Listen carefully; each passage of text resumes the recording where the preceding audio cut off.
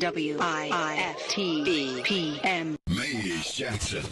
If you could make up a social media holiday, what would it be? Randy said National Don't Let No One Put You Down Day. No one. What you gonna do? So when they say something crazy, you slap them? Be like me said.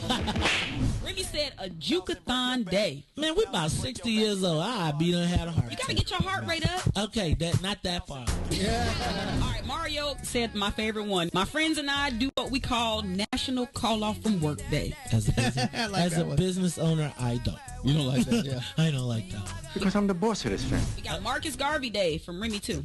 Oh, Marcus Garvey Day. All right, what will we do on Marcus Garvey Day? Call off from work. I'm going to need you to go ahead and come in tomorrow. That would be great. Okay? Yeah, right.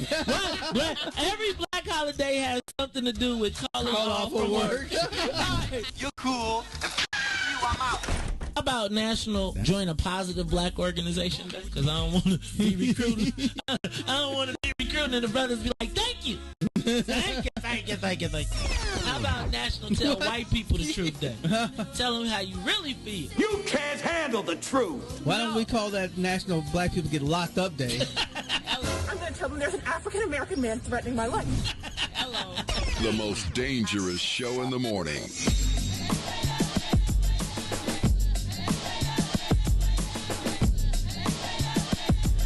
Good, y'all. Smiling more every day. Closer to my dreams. Hey, guapole. The food tastes better. I stopped smoking squares. Healing from the inside out. Making repairs. I forgave some people. Thanked them for the lessons. Cause holding on to it was blocking my blessings. No more stressing. Worry dishonors God. WIFTBPM.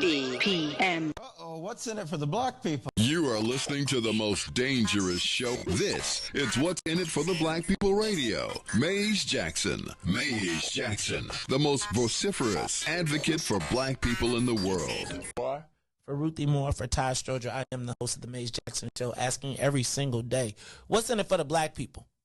And if you don't like it, you can still tell them May said, Mayor Lightfoot, man, we ain't accepting that. We ain't accepting that. Let's go. Yeah.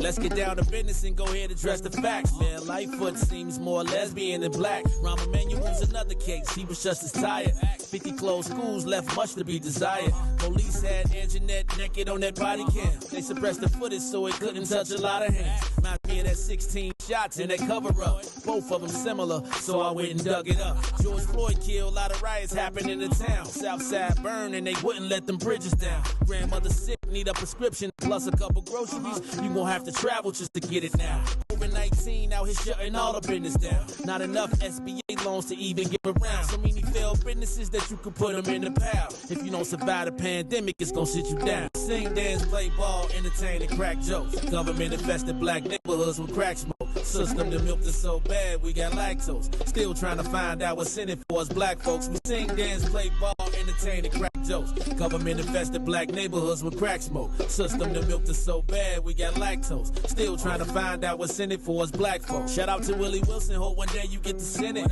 We need some different players in the game to handle business. Too many shady characters like Madigan and Blago. But when you really break it down, it's typical Chicago. City full of gangsters, it's what the land was built on. Same streets with hood legends, DNA gets spilled on. Carjackers out here lurking, trying to get they steal on. Looking for a block to put them Hellcat wheels on. Let this give bogus appraisals a red line. Car crackers out here getting minimal fair time. And I'm concealed carry, I stay with the pipe. But Illinois gun laws giving minimal rights. Stay up on the swivel, make sure I'm moving tight. Check all of my mirrors when I pull up to the light. Pick my homie up from out of town, man, he caught a flight. He was hella nervous, told him, shorty, this a way of life. We sing, dance, play ball, entertain, and crack jokes. Government infected black neighborhoods with crack smoke. System that milked us so bad, we got lactose. Still trying to find out what's in it for us black folks. We sing, dance, play ball, entertain, and crack jokes. Government infested black neighborhoods with crack smoke. System that milked us so bad, we got lactose. Still trying to find out what's in it for us black folks.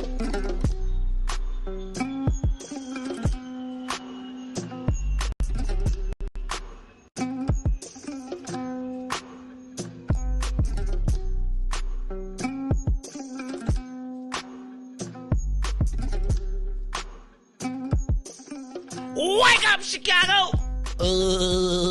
Wake up, world. This is the Maze Jackson Show. I'm your host, Maze Jackson. On a Frizzy day, and I know I done thrown Reis off because we supposed to be saying just capate Friday night, party's jumping in my ride. See? But you know, the Facebook police. So I don't know if it's the Facebook police. I don't know what happened. But you know, yesterday I went to go check the comments and it was 100. And I was like, how is it possible that on the first day back, and I looked at the average viewers and we was down 100 and something viewers, and I was like, what in the hell? They was like, what, y'all quit me or something? Reis, did you ever get quit? Did you ever have a girlfriend and she quit on you and you ain't even know? Oh, yeah. Remember, did you ever? You knew it and you didn't want to believe it. Ah, yeah. They be like, she quit you. You know she quit you. Or remember, it'd be like, I'm going to quit you after school. Well, maybe. Y'all probably didn't do that. Y'all probably, I'm gonna unfollow you. That's what y'all probably said. I'm unfollowing you. You was unfollowing people on MySpace. What did you do when you wasn't cool? Like I was listening to the Kanye thing, and it was like Black Planet. I didn't never do Black Planet, but I did do MySpace. Yeah, you know how somebody feel if you take them out to top 8 or top 4. You know? I think you get so mad. So I noticed I'm not in your top 4 anymore. You know? Yeah. That is a whole new era, man. I'm just gonna tell you, life is crazy. All right, y'all, this is the Maze Jackson Show on a Friday. But they took us down yesterday, and I feel like we was on a good roll, so I'm not sure exactly. I don't know why they sent me this dang thing that said, congratulations, you could use the music. And then now every time we use some damn music, they want to jam somebody up. But then they got the nerve to be like, by the way, Warner Brothers is monetizing your content right now, right here on Facebook.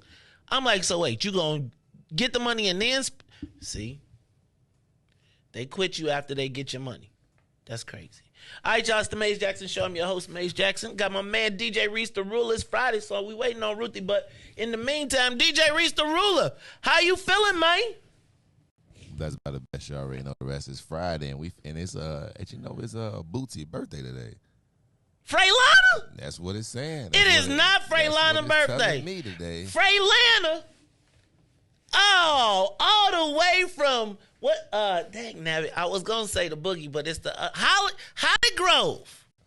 Holly Grove. Holly Grove. Holly Grove's finest. Happy birthday to Bootzilla. Hey. You know, remember Bootsy and Funkadelic? See, you can't even do it neither. Because, see, I was going to say we could get some Funkadelic for Bootsy. Well, see, you got a different Bootsy. See, she is Boosie. Now, I know Bootsy, like Bootzilla here, right? The people that Silk Sonic is biting and all that. Well, shoot, Bootsy making some money now. So anyway, happy birthday to Bootsy. Bootsy, Holly Grove's finest. Y'all got to stop cursing on y'all post though. Good Lord. I shared a Boosie post, and I think one of the Boosie friends must have got on my page because she was like, you frizzer gives a frizzer and take that. And I was like, that. But Boosie, you got the post of the month for me right now. That was all the stuff was contained in that post that I was kicking around over over my break.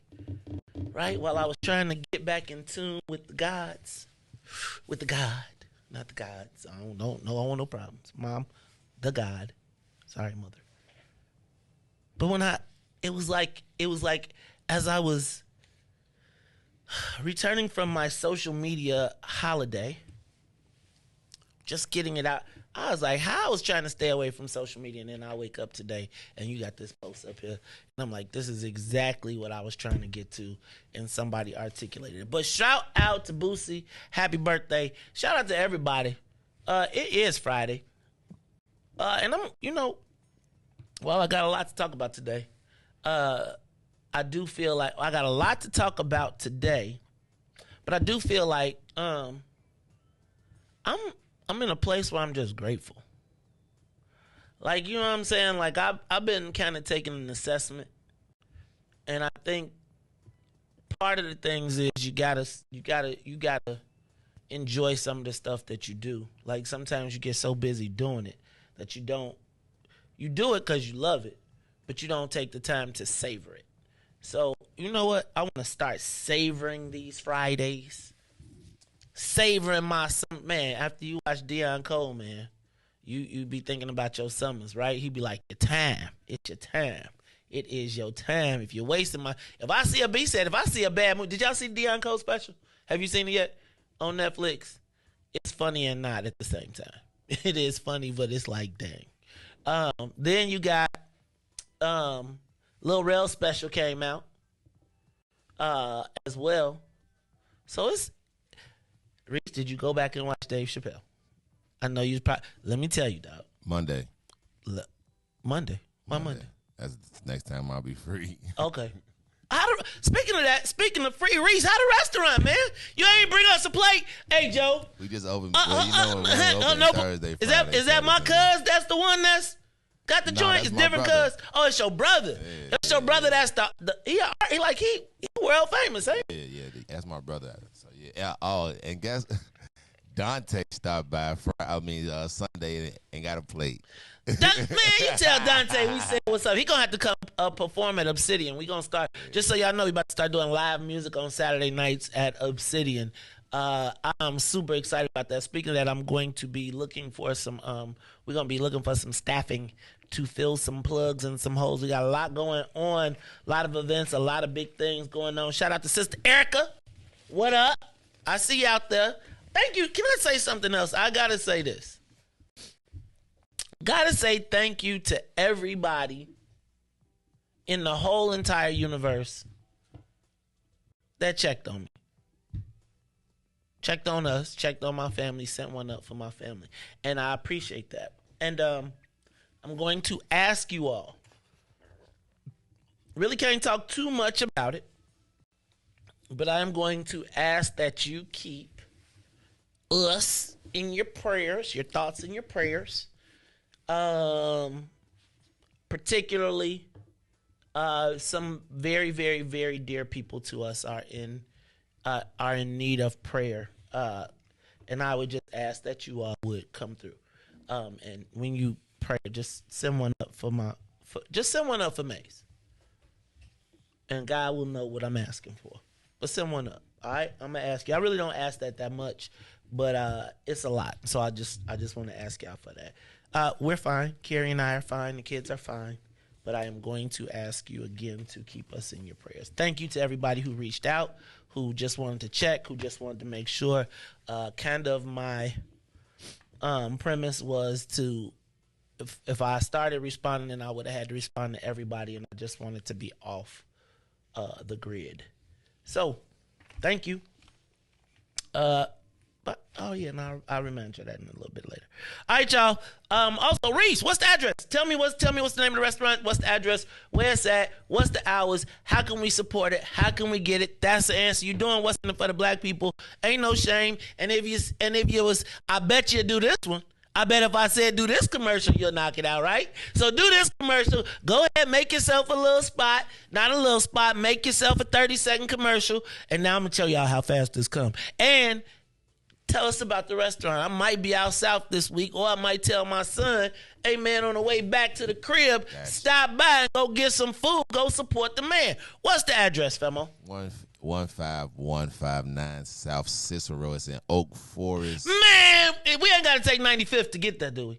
Nah. Okay, all right, because if I got to drive on 95th Street. Nah.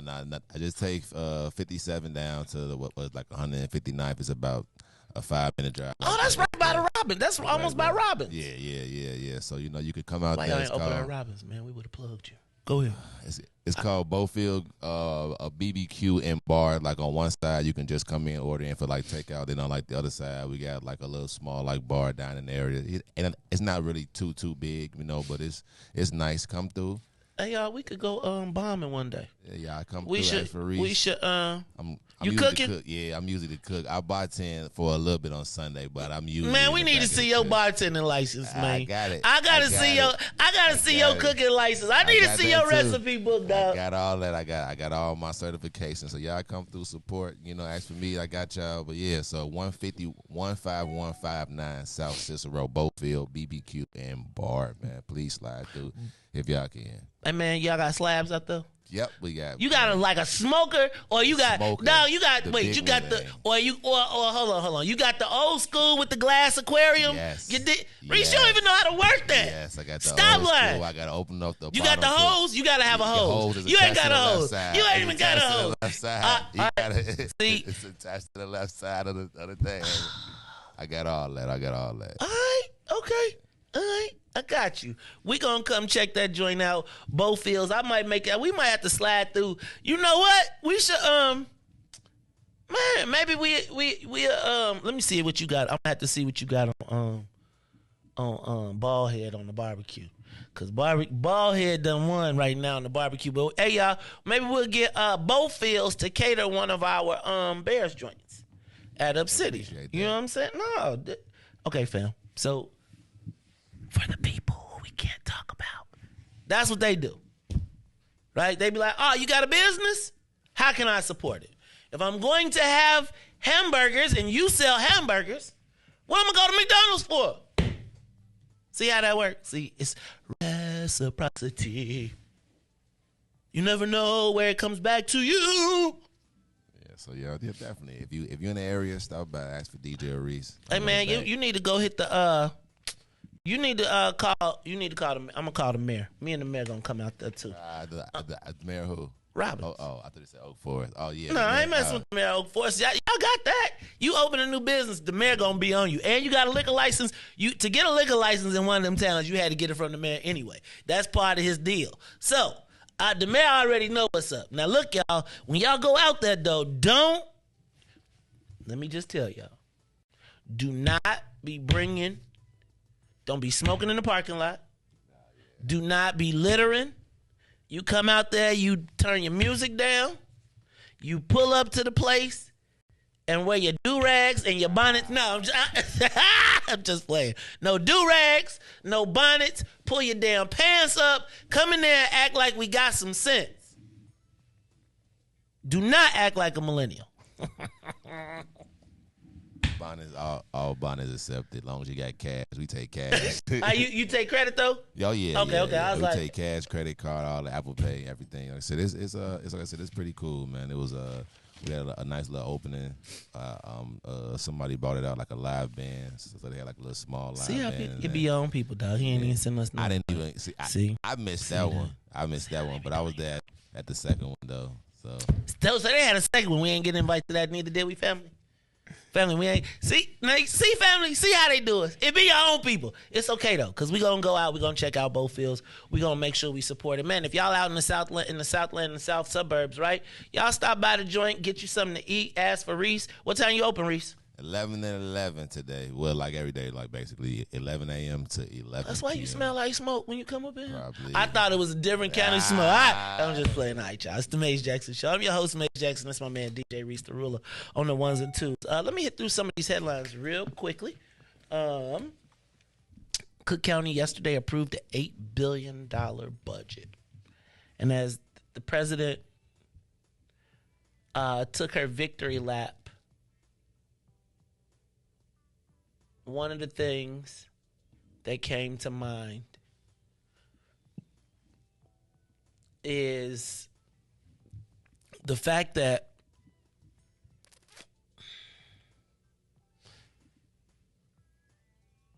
we're old, man.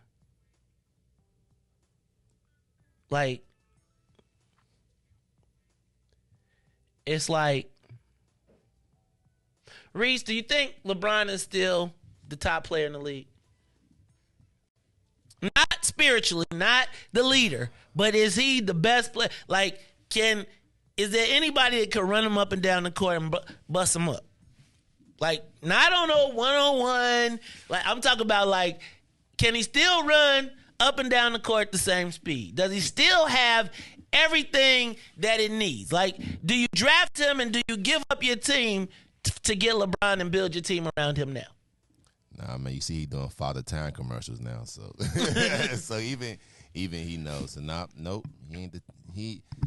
Like you said, spiritually, you like, yeah, but you know, like he like the spiritual leader. It's like it's like you want to say, LeBron, you do not. I don't want to see you go 0-20. Even as much as I don't like LeBron, I don't. Does anybody? Okay, this is gonna date me. Does anybody remember the fight between Muhammad Ali and Larry Holmes? I remember the fight so much because it was like we all loved Muhammad Ali. You could tell he was slowing down. You could tell, right, like he was the people's champ. He had won all the fights. But you didn't want to see Larry Holmes beat him up. And Larry Holmes was actually, it seemed like he was like almost like crying because he was beating up his hero. Now, I'm not suggesting that these people are my heroes, but I am suggesting that, dog, our starting lineup in black politics starting lineup, Riis, starts at 75. Ain't nobody dunking at 75, fam. They not. They just not. And so I do think that one of the things that they talked about in this, and I really wish I could share the Capitol Facts thing with you. I can't because it's part of the private subscription and they'll ban me and then I won't be able to read it. But I really wish you could look at the breakdown of what they said politicians were saying behind the scenes. Like they're saying that our leadership, black politicians are like, our leadership is too old and they don't really understand the way to do things, but they scared to say anything in public. So we got to keep on going down this road even as we are being proven obsolete. I'm going to talk to you about that. Have y'all seen this thing about FTX? Have you seen this? Riis, are you in the cryptocurrency at all? Yeah. Okay, so I'm not. I don't know nothing about the cryptocurrency, and I know Ness was trying to get a class. I don't know if we need a class about it, because if you haven't seen this thing about FTX, FTX was the big crypto company that, like, during the Super Bowl was spending millions of dollars, and they had, like, Tom Brady and Tiger and everybody all in it. Well, Riis, apparently, it looks like FTX was a giant money laundering scheme. Like, so basically, FTX, the United States government sent money to the Ukraine for the war. Some kind of way, the Ukrainian money for the war, a big chunk of it, went to this FTX Bitcoin company, who then takes the money and gives it out to Democrats all around the country in the midst of an election. Riis, I really can't Riis, I got to be honest with you. I'm not going to talk about this one too much only because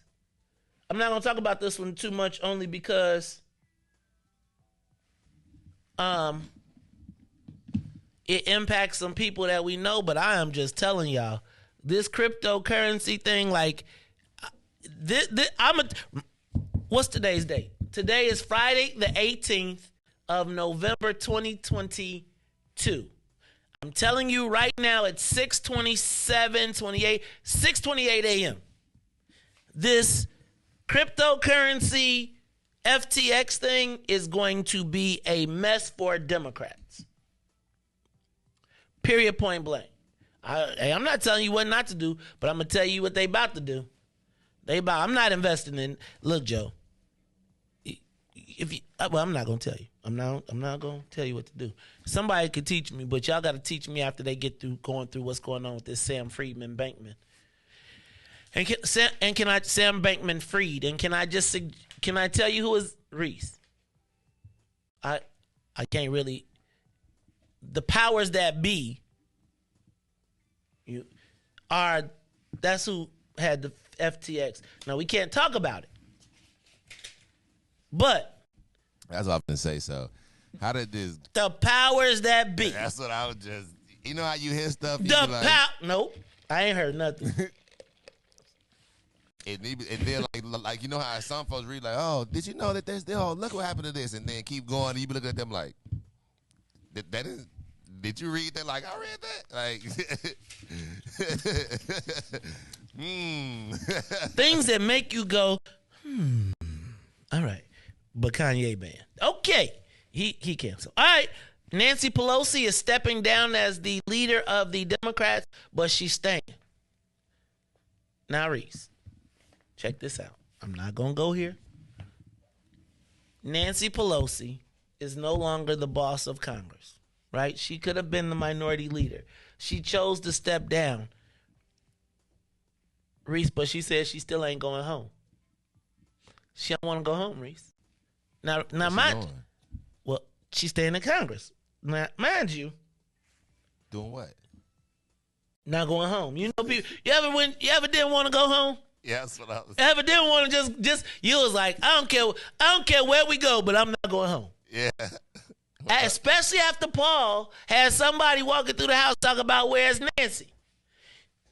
Reese, just now a week ago, 2 weeks ago, this was political chicanery at the highest level that people were feeling threatened that this happened, and we were all worried about Nancy Pelosi and Paul.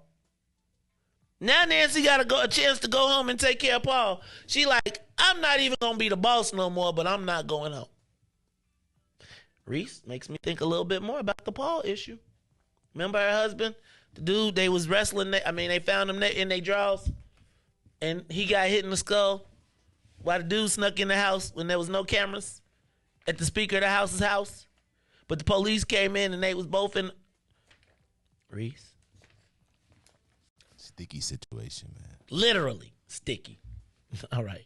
Speaking of sticky situations, Saint Sabina, the Saint Sabina supporters called for a reinstatement of Father Pfleger into the church. Reese, this is my thing. If they keep suspending the man, why he don't just start his own church? He must got a good, look, I would start Saint Sabina, a block away. You know black people love storefront churches. You know they do. His church, he'll probably get more money out of Father Pfleger Church by itself than going to Saint Sabina. Like, my thing is, if they keep accusing you of sexual abuse, why don't you just start your own church, take the people with you, and take the tithes and make it crack? Say, give me my pension, I'm going to walk. And start your own thing. Is it the edifice? What is it? You know what I'm saying? Like, I'm not, and it's not my business, because please I do not want to offend the king. So don't. But I do think, like, maybe Father Pfleger should do his own church, because I don't think he would lose his supporters. Reese, let's take a quick break. And then after we take this break, we'll be right back. It is the Mays Jackson Show. I'll finish up the headlines, and then we'll get to the social media question of the day. It's the Mays Jackson Show. We'll be right back. The Mays Jackson Show. We'll be back after this break. Mays Jackson. Tune in to the Mays Jackson Show every day, Monday through Friday from 6 to 9 a.m., where you can catch us on YouTube, Twitter, Twitch, and Facebook Live. Plus, from 6:30 to 8, you can get us on WBGX 1570 a.m. That's right, it's the Mays Jackson Show, where every single day we ask the question, what's in it for the black people? And if you don't like it, you can still tell them, Mays said. We out of here. Peace. And now, traffic and weather. Yo, who said devotion had to be sad? Yo, check this out. The Lord is my shepherd, I want. He's making me to lie down in green pastures. He leads me beside the still waters. He restored my soul. God's gonna turn it around. Come all the way with me. Good morning. What's in it for the Black People Media family? The time is now 6:33 a.m. I'm Reese the Ruler with your Chicagoland area traffic and weather report. As we head over to the Kennedy, O'Hare to the Loop will be 30 minutes. Outbound to O'Hare will be 19. On the Edens, inbound from Deerfield to the Exchange and back will be 28 minutes, while the Eisenhower is 34 minutes. Thorndale to the Loop, 30 minutes outbound. On the Stevenson from I-355 to the Dan Ryan will be 44 minutes. Outbound will be 34. While the Bishop Ford is 45 minutes. I-80 to the Dan Ryan, 40 minutes outbound. The Dan Ryan is 24 minutes to the Loop, 13 minutes to 95th. On DuSable Drive, South 55th to Jackson and back will be 9 minutes and 8 minutes north. That's Randolph to Bryn Mawr and Bryn Mawr to Randolph. Today's weather, it is currently 27 and cloudy. Today will be a high of 31 with a low of 21. I'm Reese the Ruler. Back to the Mays Jackson Show.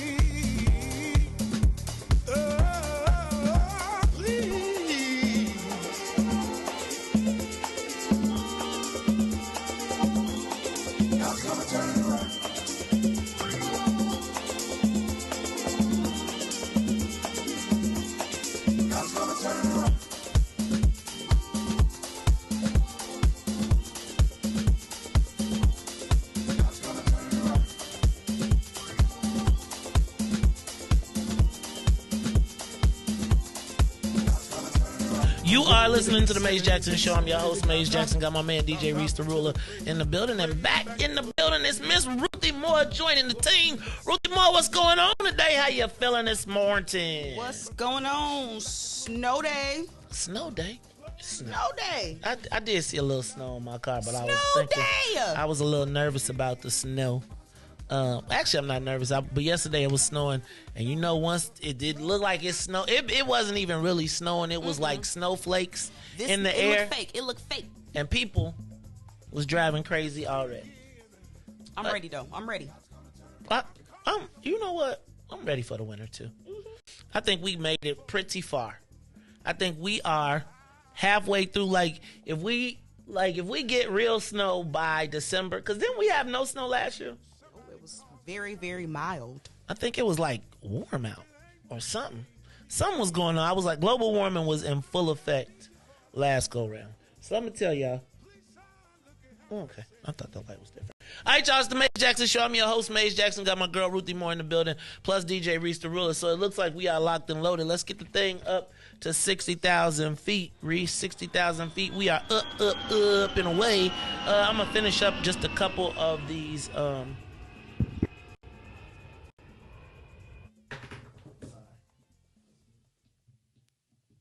Finish up a couple of these headlines. Yeah, it was a little. My cords had an entanglement. See, I did that. They had an entanglement. See, look right there, happening. So I had to unentangle them. This was August Alsina, and this was. I was sure gonna ask you that. This cord was August. This was the cord was August Alsina, and this was the mic was Jada Pinkett. Oh, I'm sorry. You had to plug in and understand. Well, let me stop. Anyway, it's the Mays Jackson Show. I'm your host, de-unentangling everyone and getting the things cracking. Shout out to everybody. Let me say this. Let me say what's up to the Saints of WBGX 1570 AM who join us every day, 6:30 to 8 a.m. Monday through Friday on WBGX 1570 AM. I want to thank y'all. I do want to let y'all know how much I appreciate you tuning in. One of the interesting things that I learned is that we got some stretch on that radio station. It just stretches in a different direction. It stretches east and it stretches south. So it's a lot of people who are in the Southland and in Indiana who actually tune in, and a lot of church folks. So I'm grateful. Maybe I'll have a church tour. No swearing though. You know, I could bring Minister Mays back out. Hey, Reese, sometimes that somebody said, one time, did I hear correctly? I was like, no, ma'am, you did not. I said, well, I didn't say what I said, but and no, I only say cluck, man. What are you talking about? Pardon me. Anyway, so thank you to everyone who tunes in, whether you check us out on the TuneIn app. I love, one of my favorite statements is when Sister Zakiya say, I had to come off my maze. I had to come off my TuneIn app and get in the conversation. I had to come to Facebook to share my thoughts and comments. I love when people be like, I had to leave YouTube because I got to get on Facebook because the den is really, like, is the den on YouTube? I don't know. Does the YouTube count as the den? I don't know if they count as the den. Or it's is like the public facing den. What's that called? The welcome crew. That's our all inclusive. That's our YouTube is our diversity, equity, and inclusion because that's probably where all the white people and the Latino and everybody else who we be talking about watch. Yeah, that's funny, man. Yeah, that's the diversity, equity, and inclusion. But I must tell you, I'm learning that diversity, equity, and inclusion is really good. The views on YouTube are it's really interesting. And as soon as I learn how to put this power chat on here, YouTube, I'm going to be expecting y'all to be like, ka-ching, cha-ching, because I got the thing. I just got to figure out how to put it all together, right? Once I figure out how to go in the computers, and, then it's going to be like, Maze. And then I'm going to be talking to y'all on YouTube and Facebook. I've been seeing, like, some people be making like $700 a day. I was like, and they don't got nowhere close to the listening audience we got. Like, they don't. I just don't know how to put them things in there, but I just got the code. So, Tennille! All right. It's the Maze Jackson Show. Ruthie, Maze, Riis. Okay, what else did I get? Okay. Pat Quinn held a press conference yesterday. Oh, did I say what's up to everybody on Facebook, YouTube, Twitter, and Twitch? Let me say thank you to everybody else who is tuned in as well. Oh, okay. So y'all heard about the Great Resignation, right? Mm-hmm. It's a new phenomenon called the Great Remorse. What's that? It is the people who quit their job, like, take this job and shove it. And they like, the grass is not greener on the other side. So I was listening to WBBM this morning, and WBBM was like, the great resignation has led to a new phenomenon. I was like, I'm waiting for it. I was like, what is it going to be? New entrepreneurs? Is it going to be a explosion of? I was thinking, but then I started thinking about inflation, right? I was thinking about inflation and entrepreneurialism because inflation and entrepreneurialism don't oftentimes go together. And then they was like, the great remorse. They was like, many people have decided that when they quit their jobs and went to other jobs or to the gig economy, it wasn't as economically feasible as they wanted. So now they are going back to their jobs, but they said they have to eat a little humble pie. I was like, ooh, well, such is life. It is the boomerang. Joe Laverty resigns from Niles, and I just thought it was funny. I thought this was he resigned from the board of trustees in Niles because, in defense of old white guys. He was like, I don't think there's anything wrong with us old white guys. I've never seen a day where I have taken race into consideration. And I was like, right, you just don't consider the black people. But, let me take that back. So I know Joe Laverty, right? And you know people, but it's like if you only be around certain people, you really can only think there's certain people. That's all. Like if you I don't think that the average black person that lives in the hood really thinks too much about white people because his complete environment is black. I think if you have time to think about it, I don't think people have time to think about their oppression unless they got some time to think about their oppression. What? Man, he be too busy working to be like, how did I get here? That's where the term white privilege comes from, like that concept. Like you don't even think about it. And that's why it's considered to be like a quote unquote privilege. Okay. Yep. Oh, I can agree with that. All right. 42nd Ward Alderman Brendan Riley has a challenger. I just thought it was interesting I'm not going to get too far into that. However, it does say that sometimes white folks get dissatisfied too. So I'm paying attention to that. 2,000 lots are open to the Come Home Chicago program. Have you heard about this? Mm-hmm. Okay, so the problem that I think is, Ruthie, guess who's going to come home? The white people. You laughing. No, I'm with you. So I'm going to put 2,000. So check this out. In the middle of the highest inflation and the highest interest rates in the last bazillion years, you are going to put the city lots up for sale for people who are trying to pay for their groceries. Now, I'm saying, even if the lots are super cheap, who's going to buy them? Really, the white folks that are going to come back and say, oh, Inglewood is nice. Oh, and again, these are the efforts. So all of those homes that your family had that they demolished, they're now going to give the land away for free or for little to nothing, where white families who will be pushing strollers up your block, talking about this, these are nice homes. This is a quality neighborhood. And when you think about it, before Todd Stroger moved to where they live in your neighborhood, it was a white neighborhood.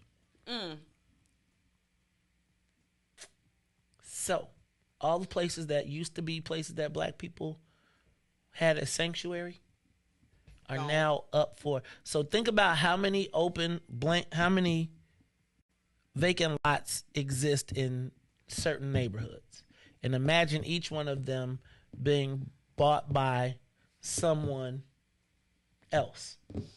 I hope that won't happen. I hope the people in the neighborhood will buy them up, because you get them for the low. Okay. Let's get on it. Everybody need a side yard. Right? That's what I thought. Hopefully people will get them. The problem is then you got to cut the grass though. Yes. I hope that you get a side yard, you got to handle. You get a side yard, you got to handle all the responsibility that comes with the side yard. Then the next thing they want you to put a fence around it. I don't want to see a lot of. Let me tell you what I don't want to see. I don't want to see a lot of those private spaces you can't go into that look like community spaces, but they really be private. Oh, I was about to make a bunch of them. I was gonna be like, I got a community garden on your block and you can't come. That's what I'm saying. Like, that ain't, to you me, that's not right. Come. That's not right. I'm gonna build a park with a swing set and everything and lock it up so the kids can't play. It's gonna have like a water slide back there. It's gonna have a bouncy house. It's gonna be all out there. And I'll be like, what y'all looking at?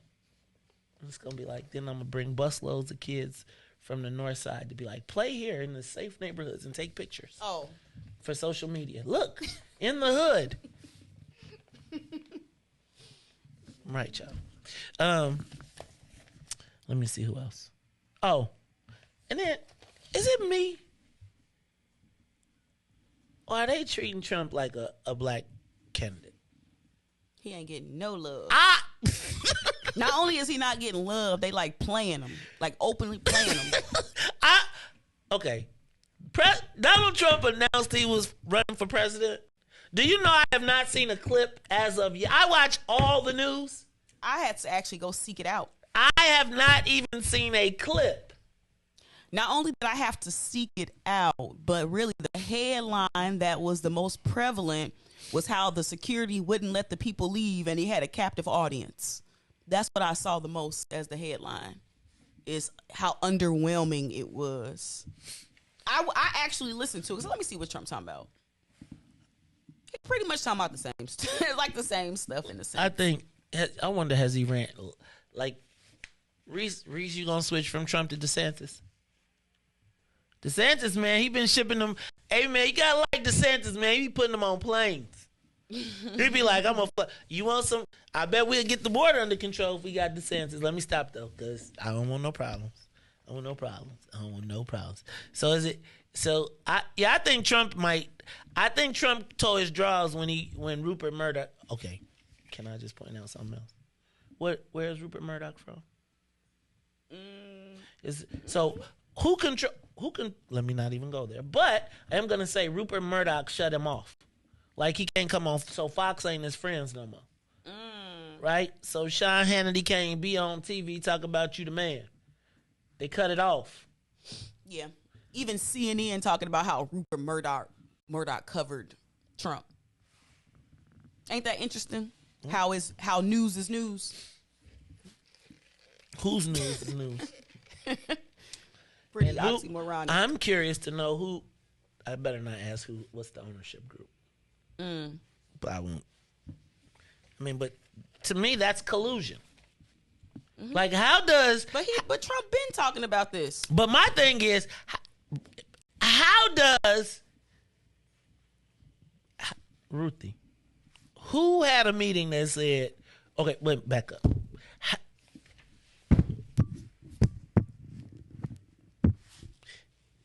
How Trump had the most coverage. Do you understand? I haven't seen a clip. Like a clip.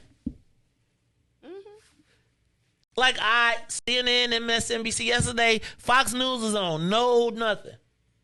Nothing. Who does that? I think it's a strategy. I remember when Trump was first running, the Huffington Post said that they were going to only put his stuff in the comedy section because they didn't believe him. Remember when Trump first started running, everybody was like, "Oh, ha, ha, ha, ha, this is funny." And so I think now the strategy is no coverage, and that's how they're going to stifle. My question here is, this is my question: who makes that decision? Well, the powers that be. Stop. Let's just stop right there. The powers that be. I think it's deeper than that. I think this extends to the National Democratic Party. I think it extends to the Republican Party. I think this is really about how politics and the media can kind of collude together. I think you're right, and I think that there's a demonstration here, but I also think that they recognize how dangerous Trump could be. I do think that, I'm going to tell you what I think is the worst thing that could possibly happen, is that Trump ran for president and lost. Like, was in a one-on-one with Joe Biden and lost and didn't lose, like, decisively. Like, the first night, I think you would see some craziness for real. And I think that part of the strategy has to be that he can't even get to the point where, right, like they got, like it, if he was, you thought they was playing with the Capitol, they'd be outside with guns and pitchforks in the polling places locally. I think you'd see outbreaks. So I think there is a strategy, and I think there is a grand meeting, and I don't think it's just a Democrat. No, it's the highest levels of power. It's Democrats and it's Republicans sitting around the Illuminati, sitting around the fire with talking and saying, the Negro who's cooking, the black man. After they didn't, I'm trying to tell you, this is like the highest levels. Like, do you watch Billions? Billions and what's the other one with the ones that's the Murdochs, supposed to be the Murdochs on HBO, Succession. Oh, okay. I didn't know. Lord Jesus, I'm telling you. The rich people got these rich things that they do, and they meet and they talk and decide, and the oligarchs have decided there will be no Trump. And too, like with what's going on in Russia, you know they ain't about to let Trump get up in there. That's the main thing. You got to think international too. Like, what's going on international? Oh yeah, because they'll wipe Ukraine off the map if that was the case. Man. You're right. Okay. All right. There you go with another perspective. Look, this is the Mace Jackson Show. I'm your host, Mace Jackson. Got my man, DJ Riis the Ruler, Ruthie Moore in the building. All right, y'all. Riis, it's about that time. Why don't you go ahead and hit the button for me? It's time for the social media question of the day. Yesterday, we were talking about how do we unify, right? And I was just thinking, so many times, Ruthie, we unify around the issue. We try to figure a way to get black people to unify for something. But the reality is, the best way to get black people together is to get them to be against something. Right? It is. It really is. You got to give them an enemy. And it's in the 48 laws of power, right? Like, give mugs an enemy, right? Even if you got to make one up. right? Just so that it provides, the us against them.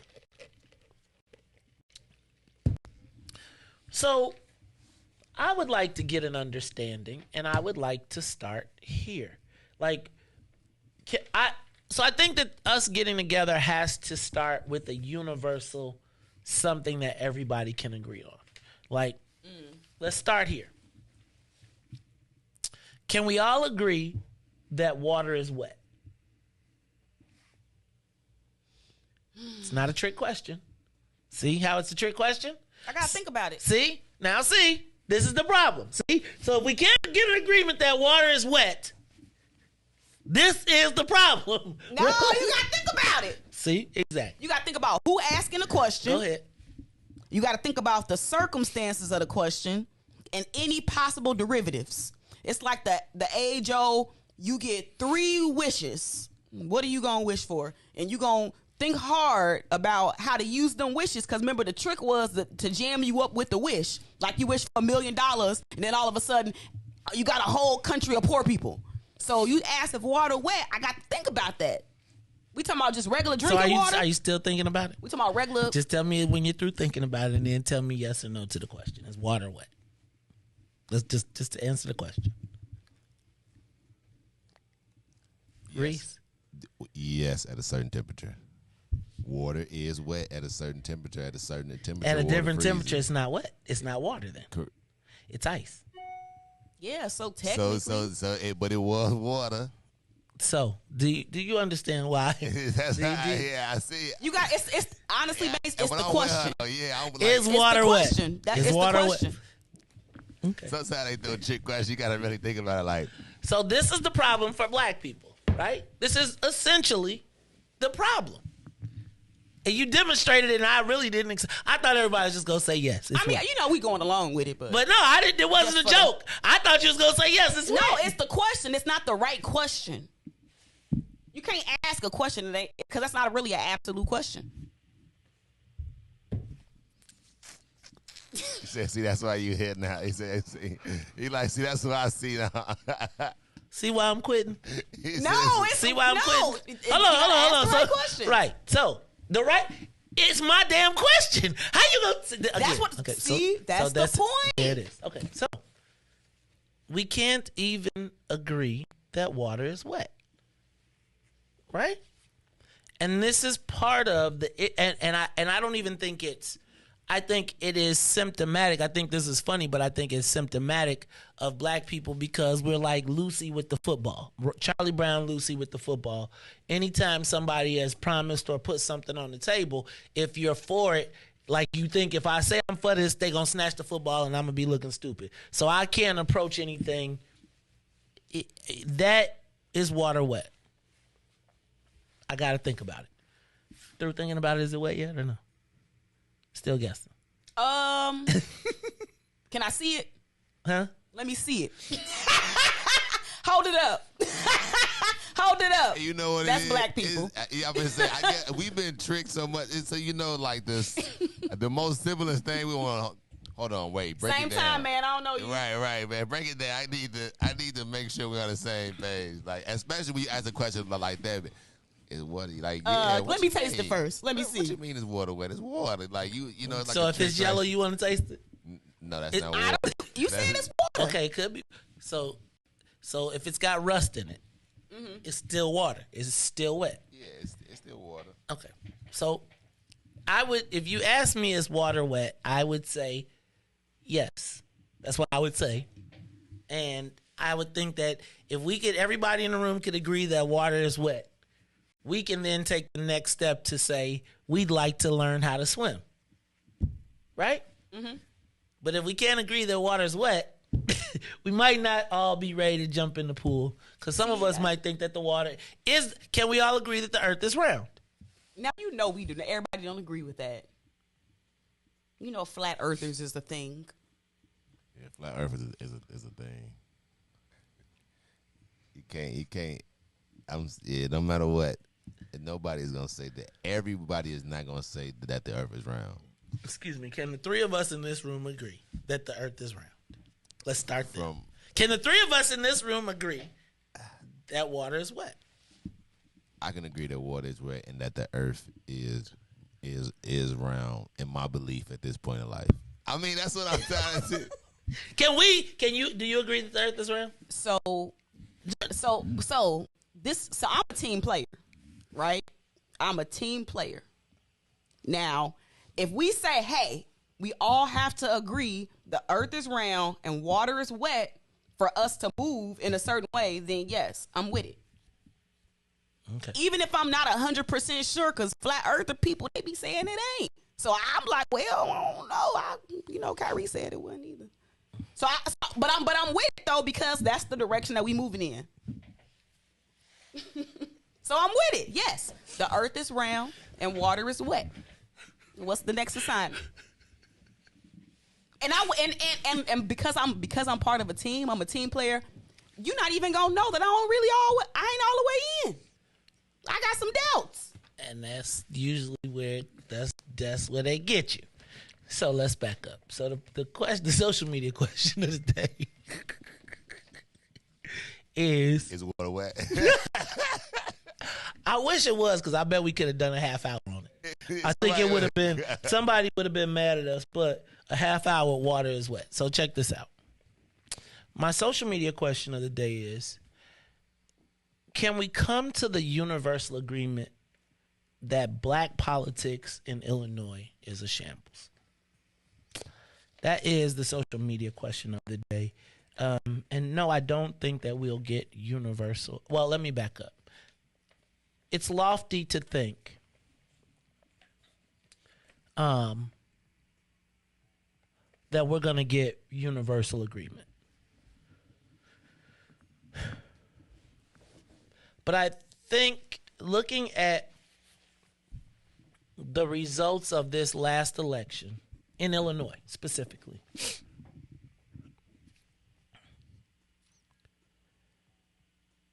with black turnout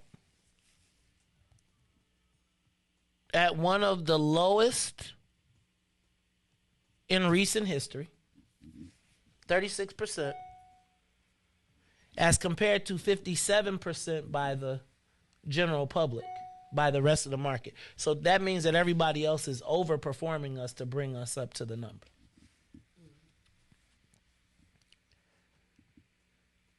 Can we as black people come to an agreement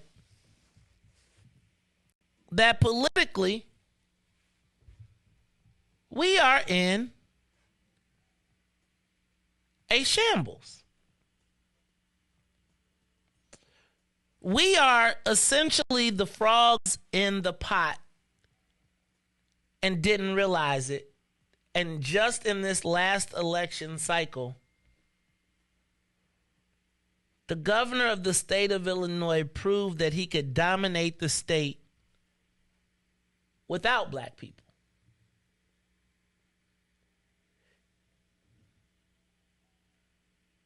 For so long, we have talked about the vaunted political machine. We have talked about political organizations. We've talked about the base. But realistically, our base has eroded. And it is eroded to the point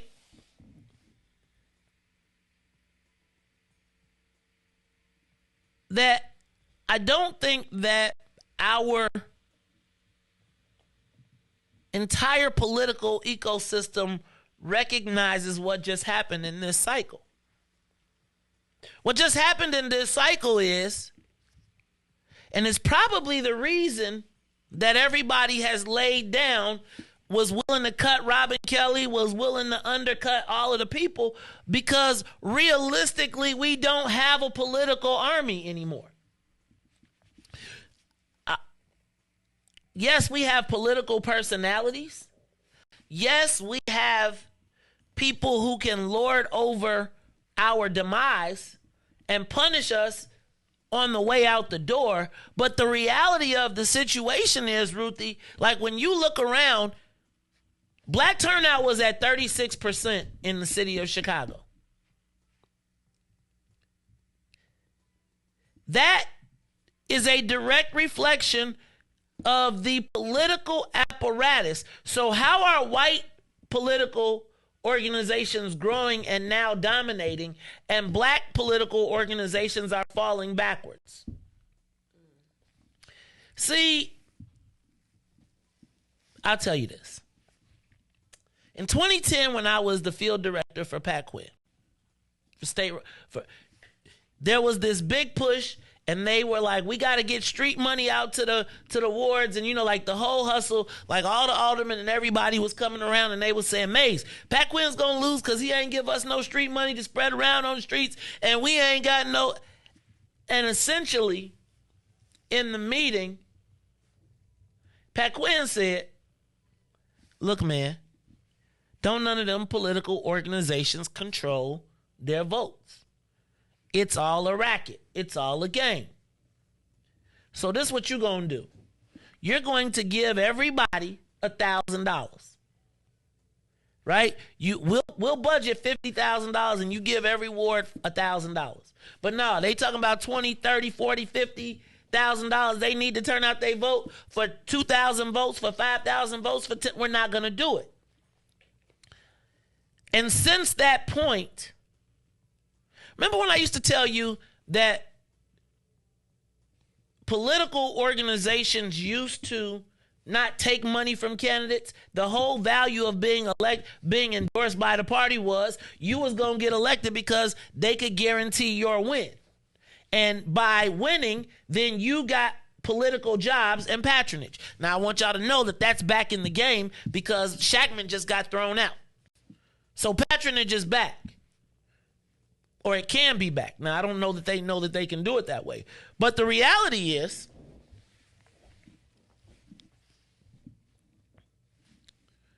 there is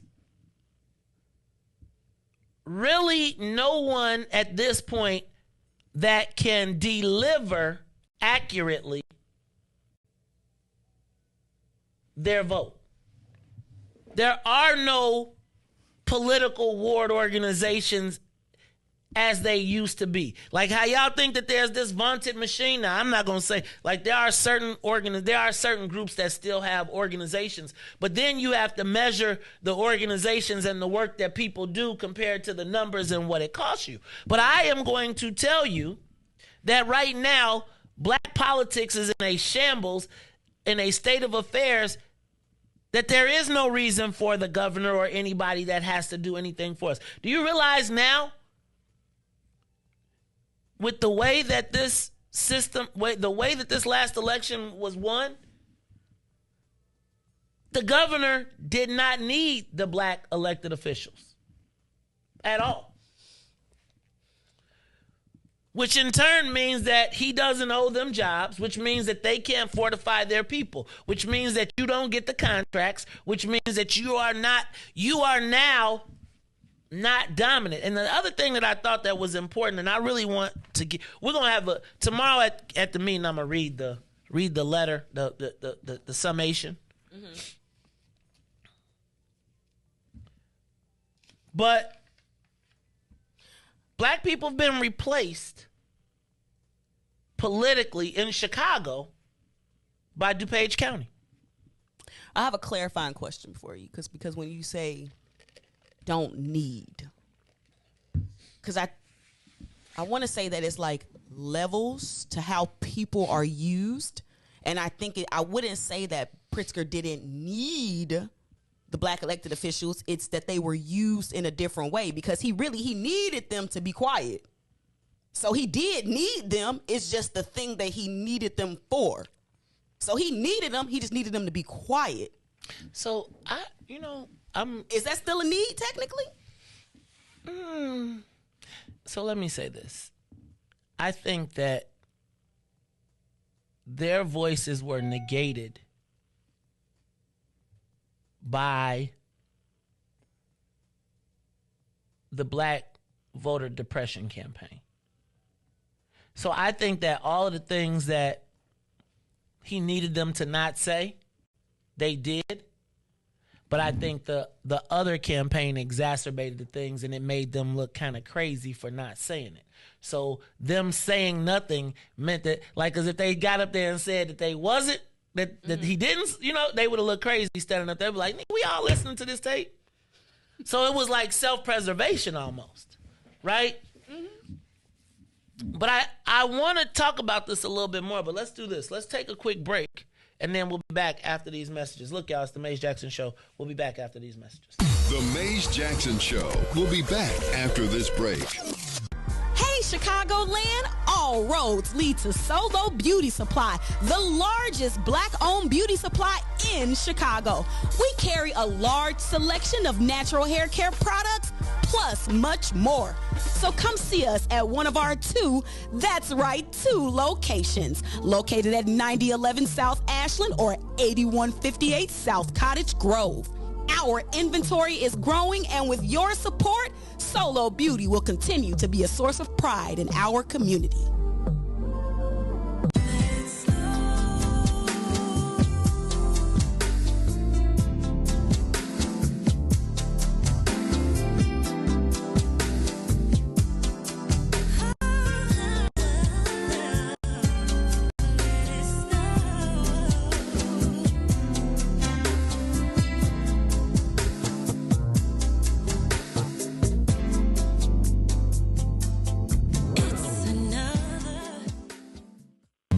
The Mays Jackson Show. You are listening to the most dangerous show. This is What's in It for the Black People Radio. Mays Jackson. Mays Jackson, the most vociferous advocate for black people in the world.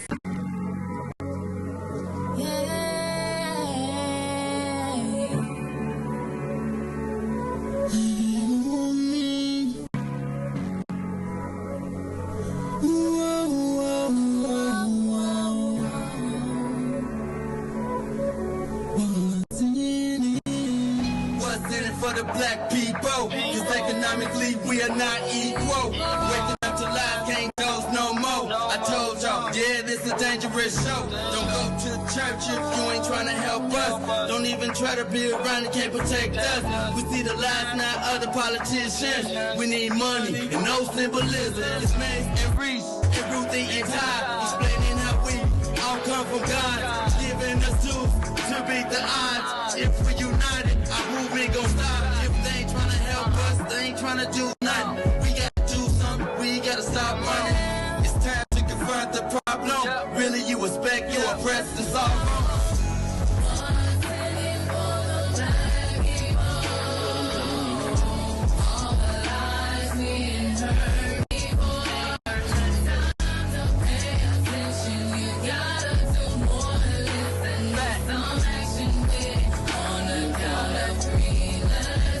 Wake up, Chicago. Wake up, world. This is the Mays Jackson Show. I'm your host, Mays Jackson. Got my girl, Ruthie, more in the building. And we were talking about is black politics in the shambles. Riis, open up the phone lines. Give us a call. 872-259-7474. 872-259-7474. I think, Ruthie, you asked, did JB need them to be silent? So let's do this. I would say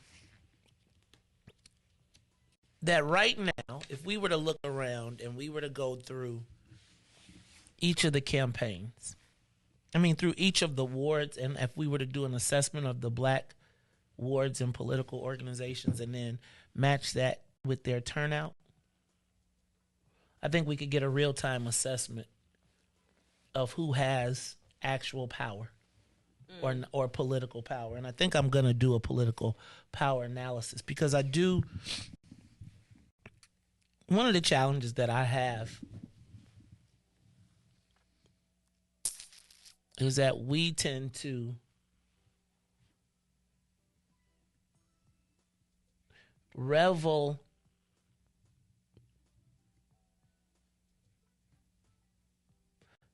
in mediocrity.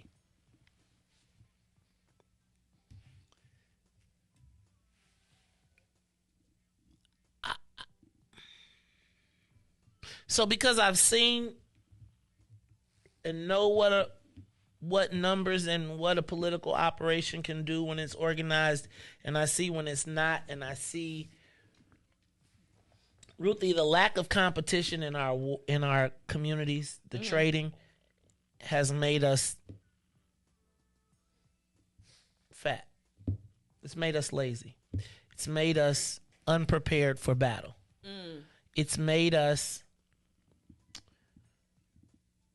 sit back and wait for the next set of instructions instead of providing instructions. So I think as we move into 2023, I have to readjust my political paradigm to face the real realities. And I got to be honest with myself. Because one of the things that I think I've done over this last few years, and I was talking about this a little bit yesterday, it's kind of got lost in this Black Wakanda, that even in our Black Wakanda ain't nowhere perfect. It would be great to be lost over here and be acting like even in this little pretend world is sweet, but it's really not sweet. It's not. It's owned by Disney. Right. That's what I gotta keep remembering. And that's exactly how our systems are. And so I don't do social justice. I'm not a civil rights. I'm not an activist. I'm not a philosopher. I do politics. And I think over the course of time,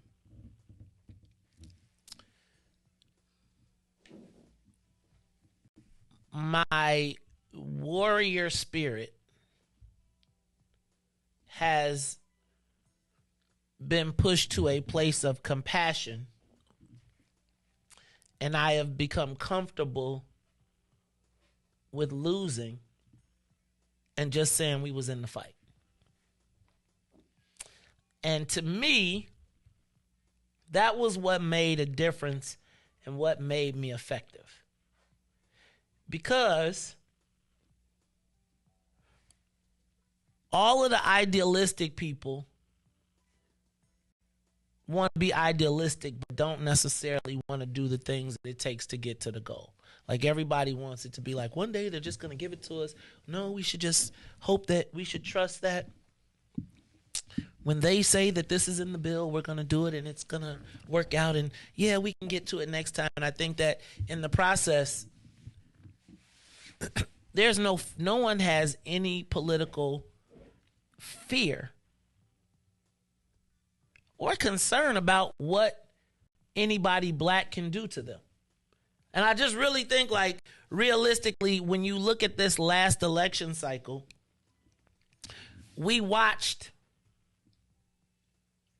as someone or people took our messages and weaponized them and monetized them, but not necessarily to the benefit of Black people. And what it wound up doing, because if you read the response, and I'll be interested to see what J.B. Pritzker's response to it is when the speaker said, yes, we believe that the messaging worked. Fortunately, the rest of the state didn't believe the lies. It said to me that they got to make a plan around Black people. Now, the problem with making the plan around the Black people when you're a Black person is that after you cross the Black people out, you next up. In the meantime, we encourage pretty pictures on social media with no outcomes, and all of our people are standing up here taking pictures with no real tangible outcomes. And the fact of the matter is, right now, I don't know that we have Black political warriors that can force or impose our will in the space. I guess my question now is, what leverage do black elected officials have with J.B. Pritzker? Like, who, like, now it's like we might, if we want to get something, we probably got to get a sweatshirt first. Right? Because, again, if you recall, like think about what happened to the sister when she was talking about reparations and she didn't want a direct slaveholder on the press, right? And Miss Ann told her, I will pick whatever slave owner I want to be on this board, and I'm offended, and don't you dare come back. And there was a time when, remember when I was telling you all that there was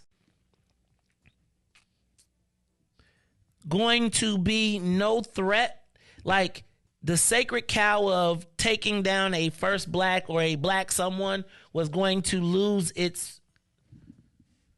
the fear of it?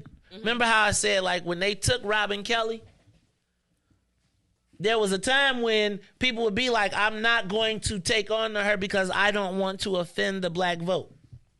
Well, fam, the black vote has been offended. It showed you, because black people ain't going to vote Republican. They just not going to show up. And it dropped to 36%. Now, had J.B. Pritzker lost or been in a closer race because of that, black people could have black elected officials could have jumped in front of that and said, this is punishment for not helping us.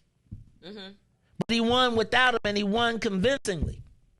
So now, even if you talk smack, they now have no leverage with him because he won without you. And what I would tell you is that black people, you got replaced by DuPage County. DuPage County, which was at one point the second biggest Republican district in the country, which almost counterbalanced Cook County, is now blue.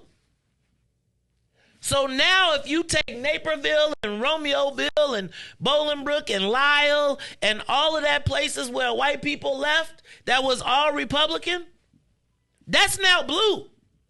If you think about all your family that left the city and moved to the suburbs, to the west suburbs, they turned it blue.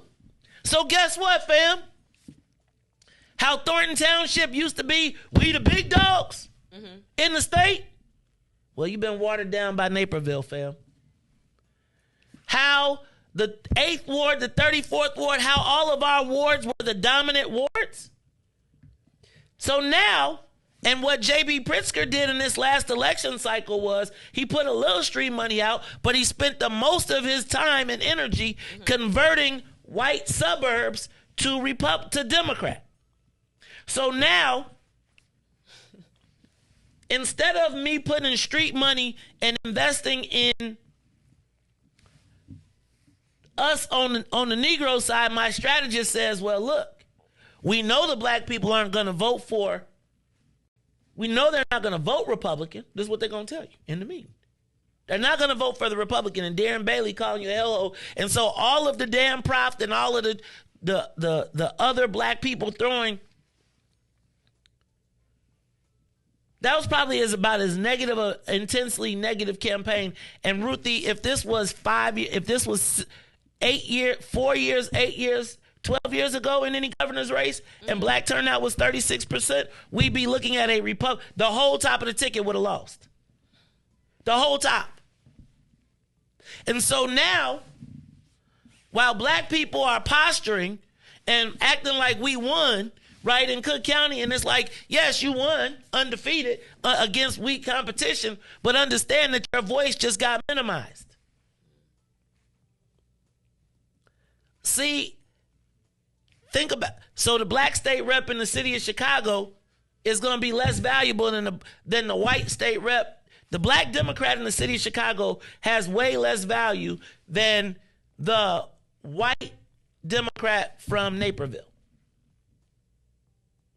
Because what do they have to do, Ruthie? They have to invest in that one white Democrat from Naperville to keep the seat Democrat.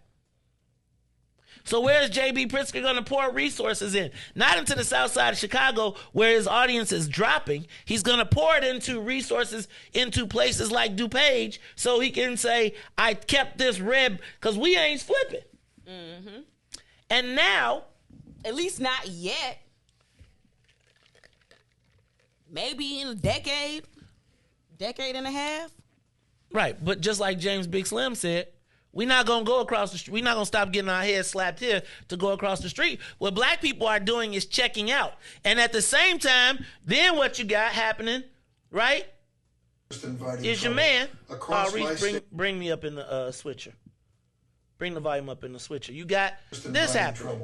Across my state of Illinois and virtually every other state, there is a desperate need for workers. Our birth rate is not keeping up with our demands for workers. And in every walk of life that you can imagine, we need more people. And there are those who want to serve this country, but we need an orderly process at the border. To do that, we understand, and they're bringing people in. That's what they all saying. Exactly.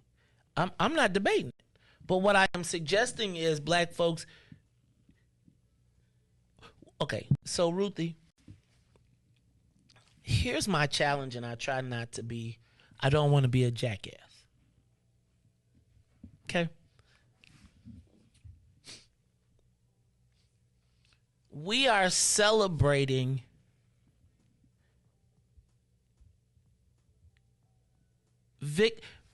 Did you see Rocky 3? Anybody see Rocky 3? Clubber Lang. Rocky 3 was the best Rocky to me.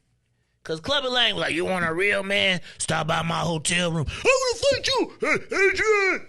Anyway, sorry. I had to mini break it down. It was one of the best movies. I loved it.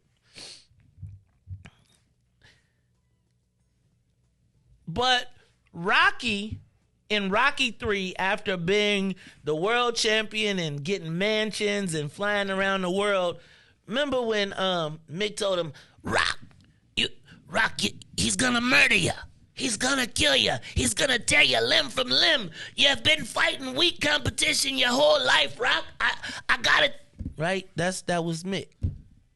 Rocky found out that he was a paper tiger. Rocky found out that he had been fighting setups the whole time. That they had propped up fights for him.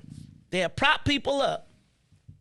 And he thought that he was the king of the world and he was knocking people out till he ran up against Clubber Lang. And Clubber Lang, remember, from the streets, hungry, mad in the mud, angry black man who has been tired of fighting. And Rocky got his ass kicked because he didn't know that he wasn't really a fighter. Wait, hold on. Was Clubber wasn't getting paid to throw the fight like the other people? Right. Clubber was like, hey, Joe. Clubber was like, hey, dog, I'm coming for the belt. I'm hungry. I'm thirsty. I'm fighting. Rocky was, he was having photo shoots, and he was all on Instagram and taking pictures, and there. Clubber was, right? Then he fought Clubber, and he couldn't believe it, and Mick got killed too.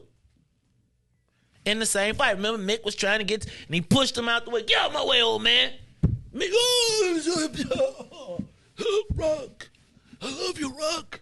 But you. Mick, don't die on me, Mick. Was Mick setting up the fights? Yeah, Mick was his boy. Mick was his man. But I'm saying he was paying the other people to take the fall, though? Was he involved in that part of it?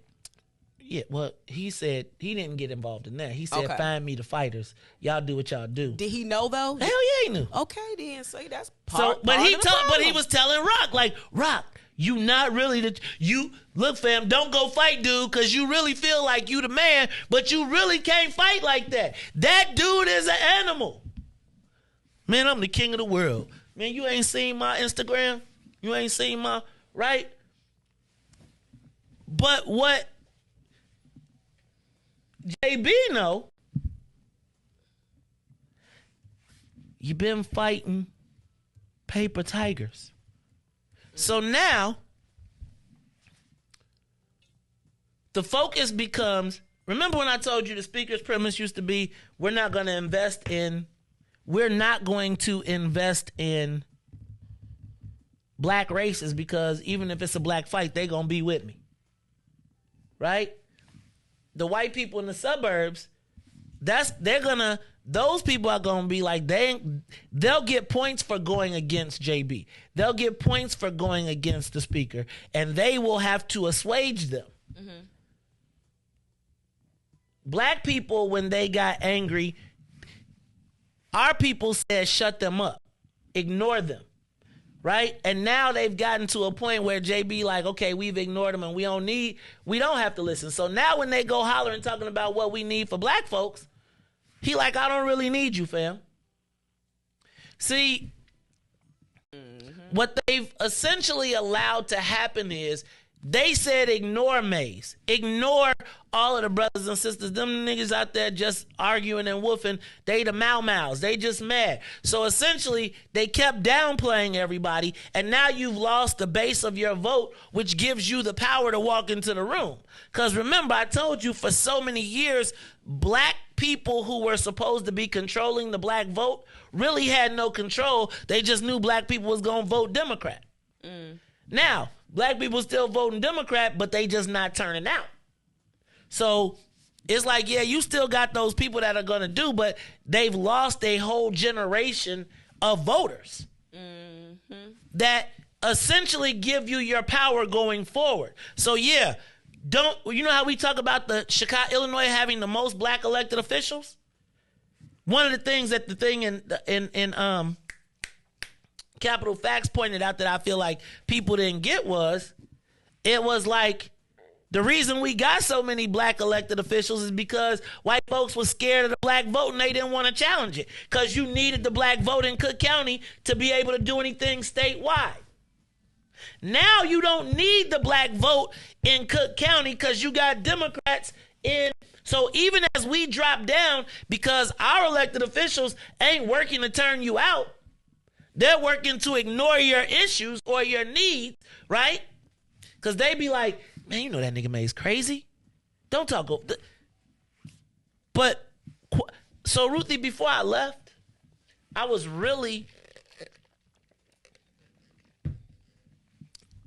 bit devastated because I felt like I was completely off my rocker. Like, black folks, y'all just gonna, so for 4 years, this dude just played us, and we ain't gonna say nothing. And to wake up and to realize that it was like a landslide, a sweep, and he won every black ward, and I had no thoughts that Darren Bailey was gonna win or anything. But then when I did a deeper analysis, and shout out to the Chicago Crusader for pointing it out, black vote was down to 36%. So black people did what we say they do. They didn't vote Republican, but they didn't come. And so I at least felt like, okay, I'm not out of touch with my people. Like I'm not, like at one point I was like, okay, I clearly am crazy. But when you see the voter response, then you say you're not crazy. Everybody sees it. Yeah, there's the 36. There's the people that's going to put on the sweatshirts. That's the 36%. That's our elders that's going to go vote. That's our seniors. That's the people who like, I done died for this right to vote, et cetera, et cetera, et cetera, in our community. Because the demographics in other places, the youth was doing their thing. Black youth was like, no, we're not honoring that. And so what I'm concerned that as I see all of the celebration amongst black folks is I feel like we Rocky in Rocky 3. Like, and I think now, but the difference is everybody else knows it. Like, I know that the ward committeeman in most cases is not controlling the turnout in the vote. So why do I need to kiss your ass if I'm one of the people that's in the government? Like, no, seriously. They need them checks. Well, here's the thing, though. The ward organizations back in the day were supposed to fundraise for the candidates. Now the candidates, it's like, and if I'm looking at this, I'm like, why do I have to? The only reason you pay ward organizations is to be on the palm card. But quiet as it's kept, I'd be curious to know how many people actually have a palm card and have people working the elections. So, Ruthie, what I'm telling you is the politicians, black politicians, are about to be treated like black by JB the same way black politicians feel about mercenaries and political mercenaries and gangs, right? Where they pay you just to get out of the way. Mm-hmm. Not because of your power, but because of your nuisance. I agree. Which is why I said earlier, J.B. Pritzker did need black politicians. He just needed them to be quiet about stuff and not really ruffle too much. Like, don't be doing no press conference talking about black cannabis. Don't be doing no press conferences talking about the migrants and the issues of black people. He just needed them to be quiet about certain things that would really rally black people up. And we know what those issues were because we talk about them all the time. Yep, this is the Mace Jackson Show. Look, let's take a quick break. When we come back, I want to talk a little bit more about that. Y'all give us a call, 872-259-74. We still on all the stations. They ain't cut us down today yet, had they?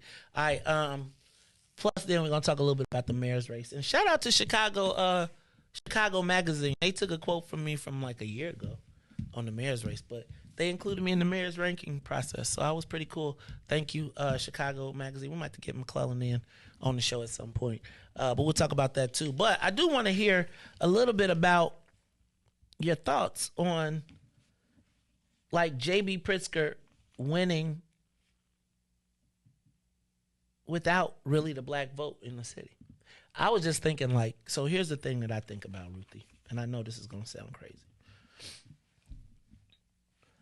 I go to many events where I see black politicians with their chests puffed out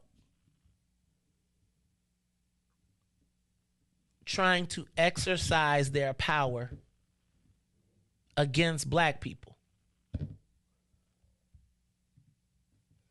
by their proximity to the white people. Now, here's the funny part.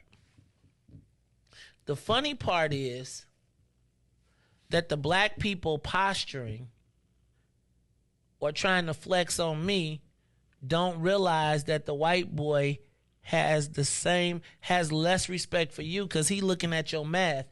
And while can I tell you, a lot of our political perspective has been based on the previous 10 years, not the current 10 years. And so I do think that there are a lot of black committeemen, a lot of black politicians, a lot of black people in the political process who don't really look at the math and don't really feel like they're replaceable. Do y'all understand that the DuPage County Board is now Democrat? Mm-hmm. Did y'all get that? That means that like what was off the table is now dominated by Democrats. Do you think if I got to deal with niggas or I could deal with DuPage, I'm dealing with DuPage? I'm going to DuPage. Y'all fight that out. Y'all fight that out. You leave. So right now, do you think who do you think in the next 5 years will be the more important county board chairman? The county board chairman of Cook County or the county board chairman of DuPage? As our county board chairman is leading to our demise, working against our future. And I'm gonna be. See, we never thought about DuPage County ever, because it was the strongest republic. DuPage County can surpass Cook.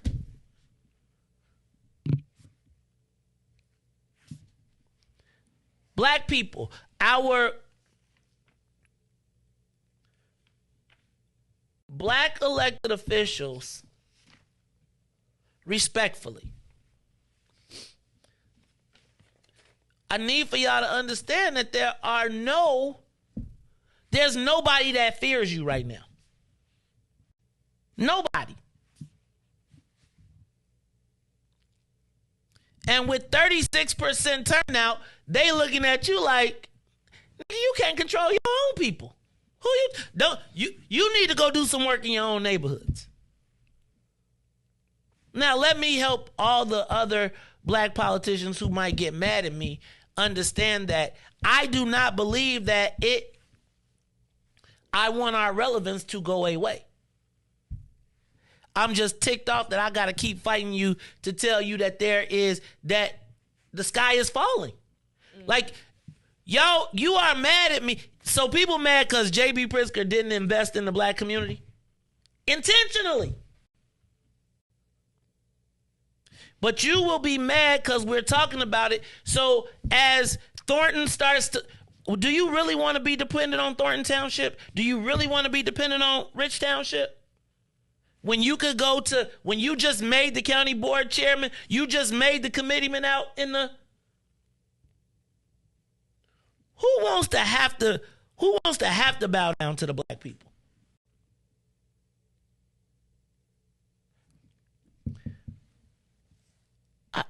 I really need for y'all to understand. They're pointing out the low black turnout because they count us as the most reliable base. But they're also working to build a new base. And the new base is not you. If they flipped the most Republican county in the country, number two in the country, Ruthie. Like it used to be like during election when it was Pat Quinn versus Bill Brady. Pat Quinn only won by 5,000 votes because DuPage brought everything back in the spectrum. Remember, you only need to win Cook and St. Clair County to be the governor of the state of Illinois. If you take DuPage, you could lose Cook. Look, y'all, it's the Mays Jackson Show. Let's take a quick break. And when we come back, we're going to jump into the mayor's race. We'll be back after these messages. The Mays Jackson Show. We'll be back after this break.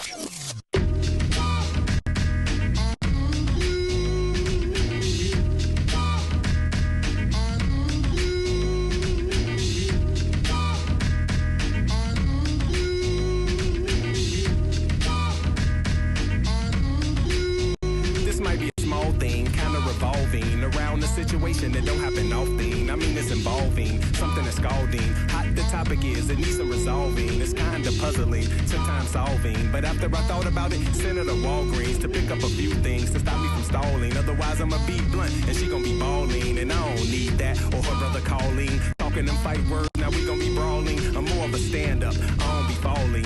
For that okie doke, it's better dissolving. Call me a nice guy, yeah, I like nice things. It's best to stay away from chicks that's trifling. I'm not a rival, so I don't be rivaling. But end up in this scene, I won't be wifing, you know? Avoid a quick fail, take heed to this wise tale. If you feel me like Brill, take heed to this wise tale. Whether male or female, take heed to this wise tale. Outside or in jail, take heed to this wise tale. She got a secret, don't know where she keep it, don't know why she hide it, guess it's convenient. She like a zebra, two things at one time. It ain't black and white when you lived it a lifetime. She got a story, might be a fable, no categories. She don't like labels, she like a loner. Maybe she's selfish, something is fishy, but she don't like shellfish. She say that her phone broke and she need a new phone. She got a night job, now she got two phones, one for the pubic, one for the public. I Freudian slip, y'all, I think that you dug it. She got a curfew, she live in the group home, but she in Miami, getting her Luke on. She can't be truthful, not what she built for. Mouth might be useful, but nothing to kill for, you know? Avoid a quick fail, take heed to this wise tale. If you feel me like Braille, take heed to this wise tale. Whether male or female, take heed to this wise tale. Outside or in jail, take heed to this wise tale.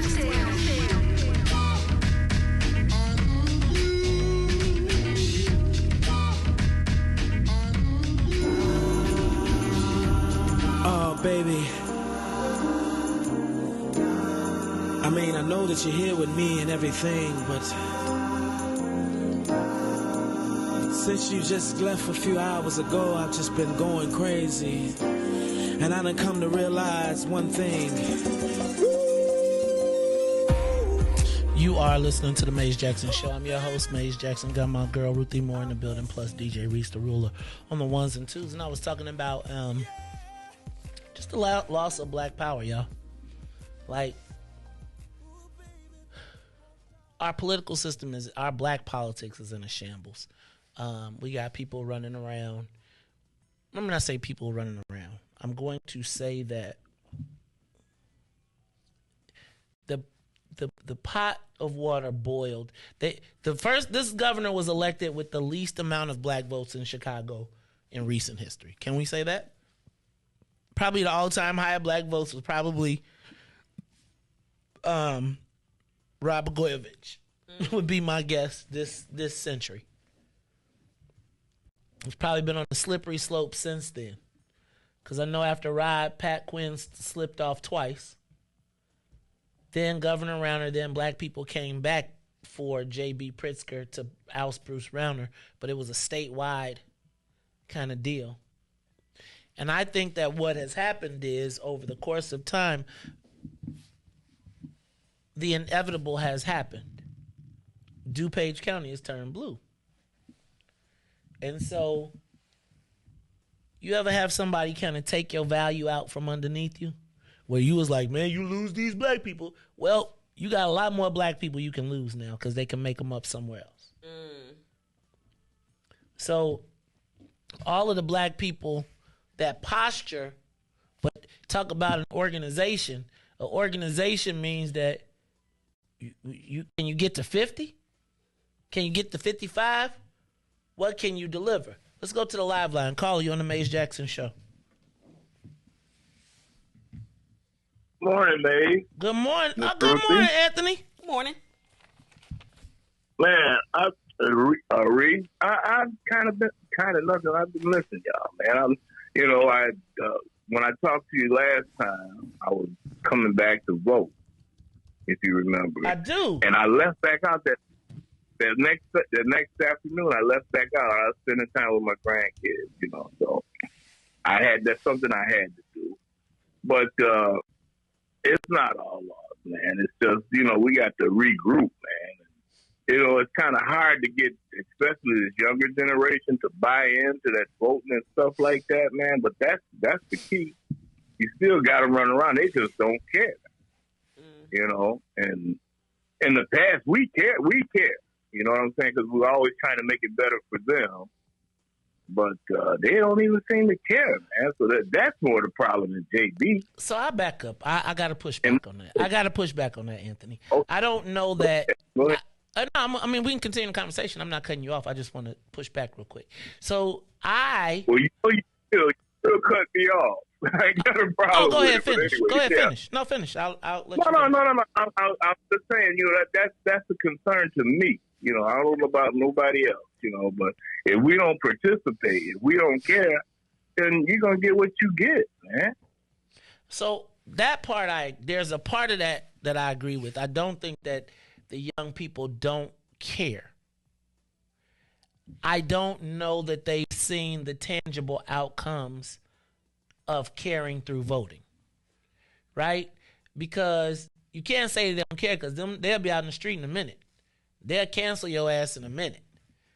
I don't know that they have seen the tangible deliverables. I can't honestly tell you that I've seen the tangible deliverables for black people specifically in that, but I got to think about that. Ruthie, I'm going to throw that to you a little bit, though. What you think? I think he is on to something in terms of apathy. I think not caring and apathy are different. A lack of interest, to me, is different from not caring. And I think you said it earlier. You said in order to get black people together, you got to have them to be against something. And I think the same concept is like for voting. You more so go vote against people than you vote for people.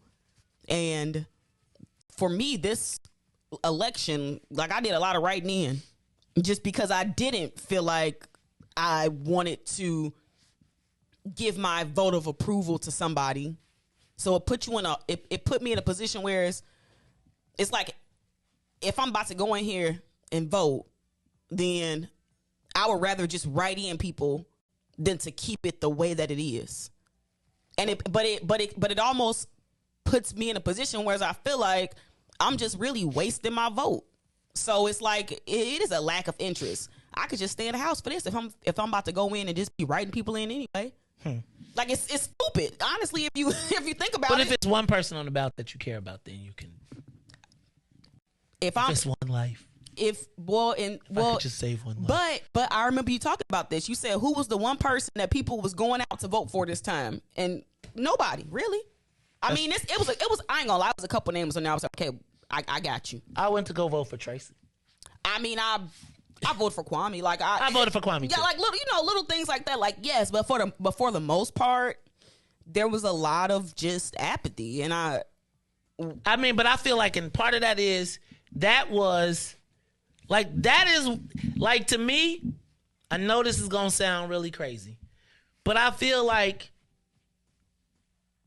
the Democratic Party of Cook County, the Black Democratic Party of Cook County, snuffed the one person that Black people could have been excited about or got built around. Because everywhere we went, they was like, don't talk about it, be about it. Mm-hmm. And you snuffed it, but in the same time, what are you leaving us with? Because now Cook County going to be second to DuPage.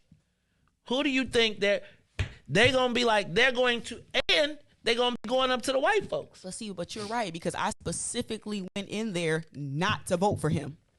I took great pleasure in writing a different name in there. Exactly, because our elders in the political space have been taught to kill us for them. Go to the live line, call you on the Mays Jackson Show. While not having anything to really help anybody. So even when you think about the Cook County Party, they really ain't helping no Black candidates. They really are serving as a person to take Black candidates out to protect them, to protect their own selves. They are willing to sacrifice our future. That's Black politics. We all peons to be used. But that's why I always say, like, the whole system has to be rethought. It can't always be I'm being quiet to protect my own self. Like, but really, you know what what really has to happen, and this is just my opinion, is we literally have to make it okay to do political mentorship. So we have to identify people super early on so we can make sure that they straight in 10 years to say, hey, I think that you got the potential to pop. Like, these are real conversations. I think you got the potential to be the 8th Ward Alderman. Let's start grooming you now. Come work in this political organization so that you can gain. One. That's what I'm saying. Come work in this political organization so that you can gain the experience. And if I know that I don't have a political organization, then what's the alternative? Do you send them somewhere else and then just hope that they come back to the Black side? Because oftentimes you ain't coming back once you get a taste of the Great Poupon. Well, did you see so that to me actually is why the first Black dispensary opened without Black people. We're going to talk about that a little bit later, but let's do this. Let's go to... You know they got a Mexican one too. But yeah, well, I'm not debating any of them. But was the Latino caucus there for it? Listen, they snuck that in because I ain't see the ribbon cutting for the majority Latino owned one. I just read about it, but I cannot find any visual imagery about it. And they snuck it in because, you know, it can't just be Black. They got to get a Latino or something too. That's a whole nother conversation. I'll leave it right there. We'll put it in the parking lot. But just think about the fact that I could not find anything related to the Latino ribbon cutting. Just think about this, though. When I'm saying Black people, you being replaced, fam, like you're not. Think about the white folks held a press conference. The Black Cannabis Company had a press conference where the white sponsor of the bill was the only person there. And and I'm going to talk about that in a minute, but it goes to my premise that there is. Can I ask you a question? We're paper tiger. Can I ask you a question that you might not be able to answer? I probably don't want to, but go ahead. Did the black elected officials know that that was happening? To me, that's the point. And if we can get the answer to that, then that'll give us perspective. I don't really mind if people move the way that they move, but we just need to know who moving for who. I'm going to tell you that, Ruthie, there is no way in God's green earth that with all of the smack that has been talked about, no black cannabis dispensaries, for a black cannabis dispensary to open up, and as much as we know, black elected officials will be in a newspaper clip, for not one to be there tells me they weren't invited. You know something, and something that I end up doing was I was trying to figure out who this person is, right? So I just went, I just started Googling stuff, and I think it goes back to the age-old thing was, we'll answer, like you always say this, we'll answer the question, what's in it for the black people, but just not you niggas that's been making all that noise. Same with reparations. So, Maestradamus. It's the Maze Jackson Show. Caller, you on the Maze Jackson Show. What's up? Good morning. What's up, Patrick? Hello. Hey, Patrick. How you doing, man? I'm good. If I was a young man, colored woman, I'd marry Ruthie because she's a smart girl. You gonna have Rogers upset. Rogers gonna come find you. They say I talk too much. They say I talk too much. She gonna have. It's gonna be like Fred, right? They gonna be. Go ahead. What's up? How you doing, Patrick? What's going on, man? A few years ago, Eddie Byrd told y'all about you not being organized, and this is why they were doing everything that they were doing. So it's not surprising that we had the situation that we are. But this could be a good thing as far as I'm concerned, because like Ruthie said, we can start pinpointing people to put in those all-demanding positions who have some brains and we can control, and we'll carry out our agenda. So, Patrick, I think you're right, man. I think you're right, man. And we can deal with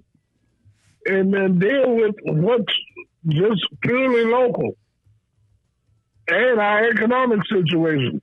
This is to me, this is an opportunity that we could blow again, because we have to start thinking in terms of building our economic infrastructure in our community. And once we can do that, we can bring the population back. One will beget the other, as far as I'm concerned. Okay. So concentrate on filling those 10 automatic wards with good people who we can use and who can use us. I think, Patrick, and go from there.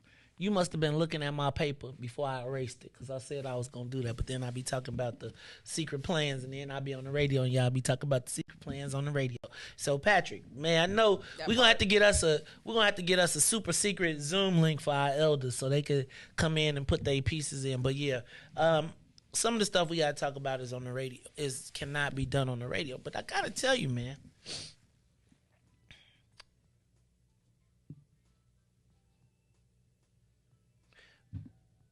I see a tremendous amount of clapping for participation trophies in black politics. I see a lot of people holding up participation trophies.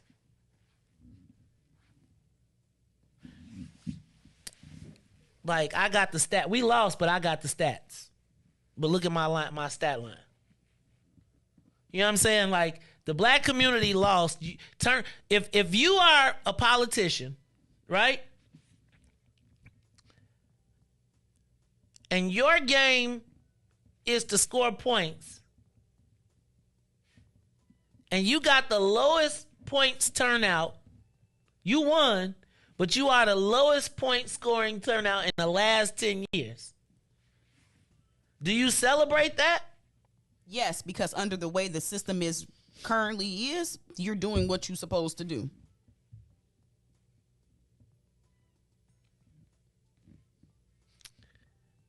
So now, let me ask you a question. Does anybody think that DuPage County turning blue helps Cook County? Does anybody think that the lowest black turnout in the last 4 election cycles, Democratic black turnout,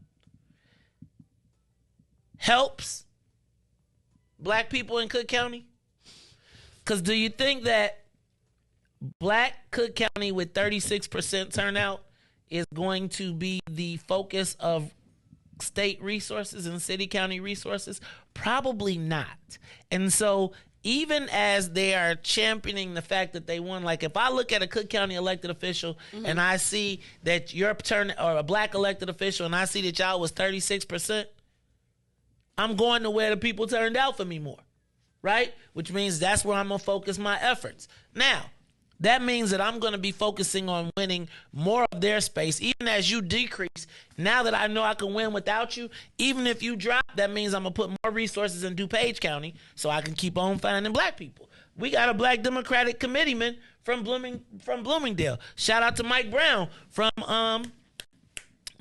my frat brother, who's in Naperville. Shout out to Juan Thomas, right, who's out there, who's called in, right? There are black people that are moving that maybe are starting to raise their names and profiles and will be able to deliver. I just think that you watch the governor be invested in the DuPage County board race.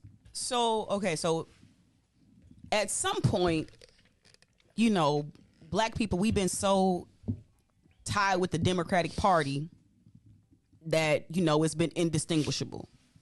Now, as black people become more disposable to the Democratic Party, not just on a national level, that's also going to trickle down to a state level, you see a win for the Democratic Party in DuPage is good for the Democratic Party in Illinois. Is it good for black Democrats? Probably not so much. But is it good for the Democratic Party? Absolutely. It's more points on the board. And so I think it's just a matter of what do you do when the Democratic is eating you alive? Like it's eating the black politicians from the inside. They can't even really see it because it's about self-preservation and it's about being a Democrat.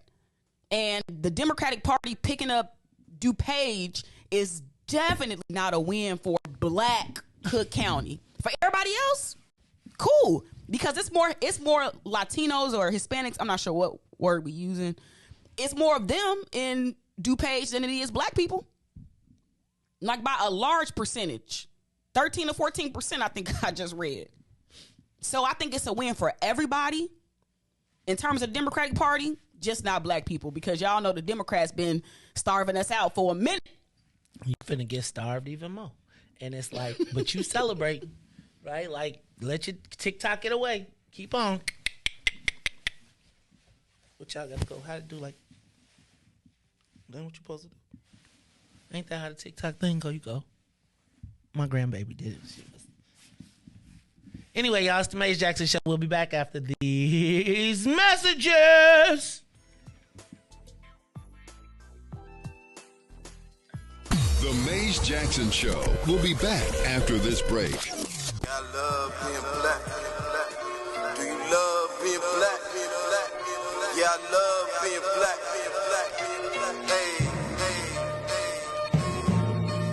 I do this for my people all across the globe. Hey, it's brick. The skin I'm in fit me fine, tailor-made, yeah, I'm comfortable. And so it seems I'm still chasing my dreams. They told me, watch my steps, they want to pull the rug from under you. This is transparency, my life 3D. Live every word that I utter, reporting live from the gutter. Where the mind's hard to change, but we don't give up on our brothers and sisters. Cause we all need one another. The time's getting closer, revolution, feel it coming. I can smell it in the air. Inhale it, let it embody you. Because chances are the cops pull you over, they body you. Plus we don't trust each other, so it's just another obstacle. Why jump hurdles to make a change? It ain't optional. Olympian mindset in this book with my binoculars. I see my vision getting clear, just as what a prophet do. My music touch the people's soul, black power gospel tunes. So many styles, watch me kick them like they soccer moves. Falling rank and file, this is my platoon. Soldiers at attention, ain't no Willie lynching. This the program, who they think they getting? Reinvent the system, total reconstruction of our mental stigma. This ain't a game, boy. Still they think I'm talking about Nintendos, that's a shame, boy. Augment reality, better fix your brain, boy. I love my people, hope they love me black. I'm going hard and ain't no holding back. Watch me react, I put my fist up in the skies like a beacon for believers that one day we return to our greatness. If we seek it, all the glory we can obtain it. Keep reaching, keep reaching. I'm painting this picture, I hope you see it. Just what the demons. I love being black. We turning up. I love being black. Say it loud. Man, I love being black. One more time. I love being black. Hey, hey, hey. Well, how about you to sing these tunes too? Customize for you a little something you can groove to. Feeling good about yourself. Melanated mood muse. Always service humble pie. We don't care about who's who. Light brown or dark skin. This right here's for you too. We are the gods of the earth. Living proof truth. Say it loud if you black and proud. I salute you and that's a fact. Where you at? Let me hear you say it back. I love being black. We turning up. I love being black. Say it loud. Man, I love being black. One more time. I love being black. Hey, hey, hey. Super melanation, renovation of our databases. Gotta fix the trinity to make it past the matrix. There's a rabbit in the hole. Your decision, you gon' chase it or just shut up for complacency. Here's your motivation. Black power in your veins. Up to us to build a nation. European mental detox completely we erase it. Cause you can't keep fighting over old information. Probably bring it right back if you love being black. I love being black. We turning up. I love being black.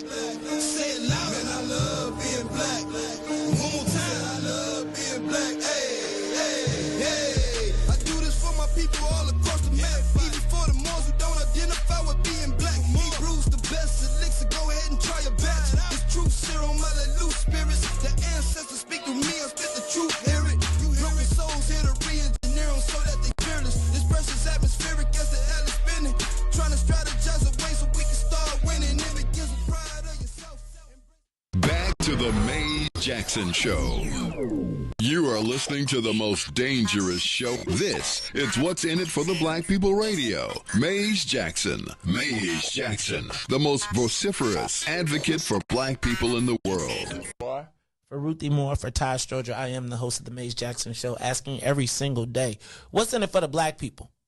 And if you don't like it, you can still tell them Mays said, Mayor Lightfoot, man, we ain't accepting that. We ain't accepting that. Let's go. Yeah, yeah, yeah. Let's get down to business and go ahead and address the facts, man. Lightfoot seems more lesbian than black. Rahm Emanuel's another case. He was just as tired. 50 closed schools left much to be desired. Police had Anjanette naked on that body cam. They suppressed the footage so it couldn't touch a lot of hands. Reminds me of that 16 shots in that cover-up. Both of them similar, so I went and dug it up. George Floyd killed, a lot of riots happened in the town. Southside burned and they wouldn't let them bridges down. Grandmother sick, need a prescription and plus a couple groceries. You gon' have to travel just to get it now. COVID-19 out here shutting all the business down. Not enough SBA loans to even give around. So many failed businesses that you could put them in the pile. If you don't survive the pandemic, it's gonna sit you down. Sing, dance, play ball, entertain, and crack jokes. Government infested black neighborhoods with crack smoke. System the milk is so bad we got lactose. Still trying to find out what's in it for us black folks. We sing, dance, play ball, entertain, and crack jokes. Government infested black neighborhoods with crack smoke. System the milk is so bad we got lactose. Still trying to find out what's in it for us black folks. Shout out to Willie Wilson, hope one day you get to send it. We need some different players in the game to handle business. Too many shady characters like Madigan and Blago. But when you really break it down, it's typical Chicago. City full of gangsters, it's That's what the land was built on. Same streets where hood legends DNA get spilled on. Carjackers out here lurking, trying to get they steal on. Looking for a block to put them Hellcat wheels on. Lenders give bogus appraisals a red line. Car crackers out here getting minimal fair time. And I'm concealed carry, I stay with the pipe. But Illinois gun laws giving minimal rights. Stay up on the swivel, make sure I'm moving tight.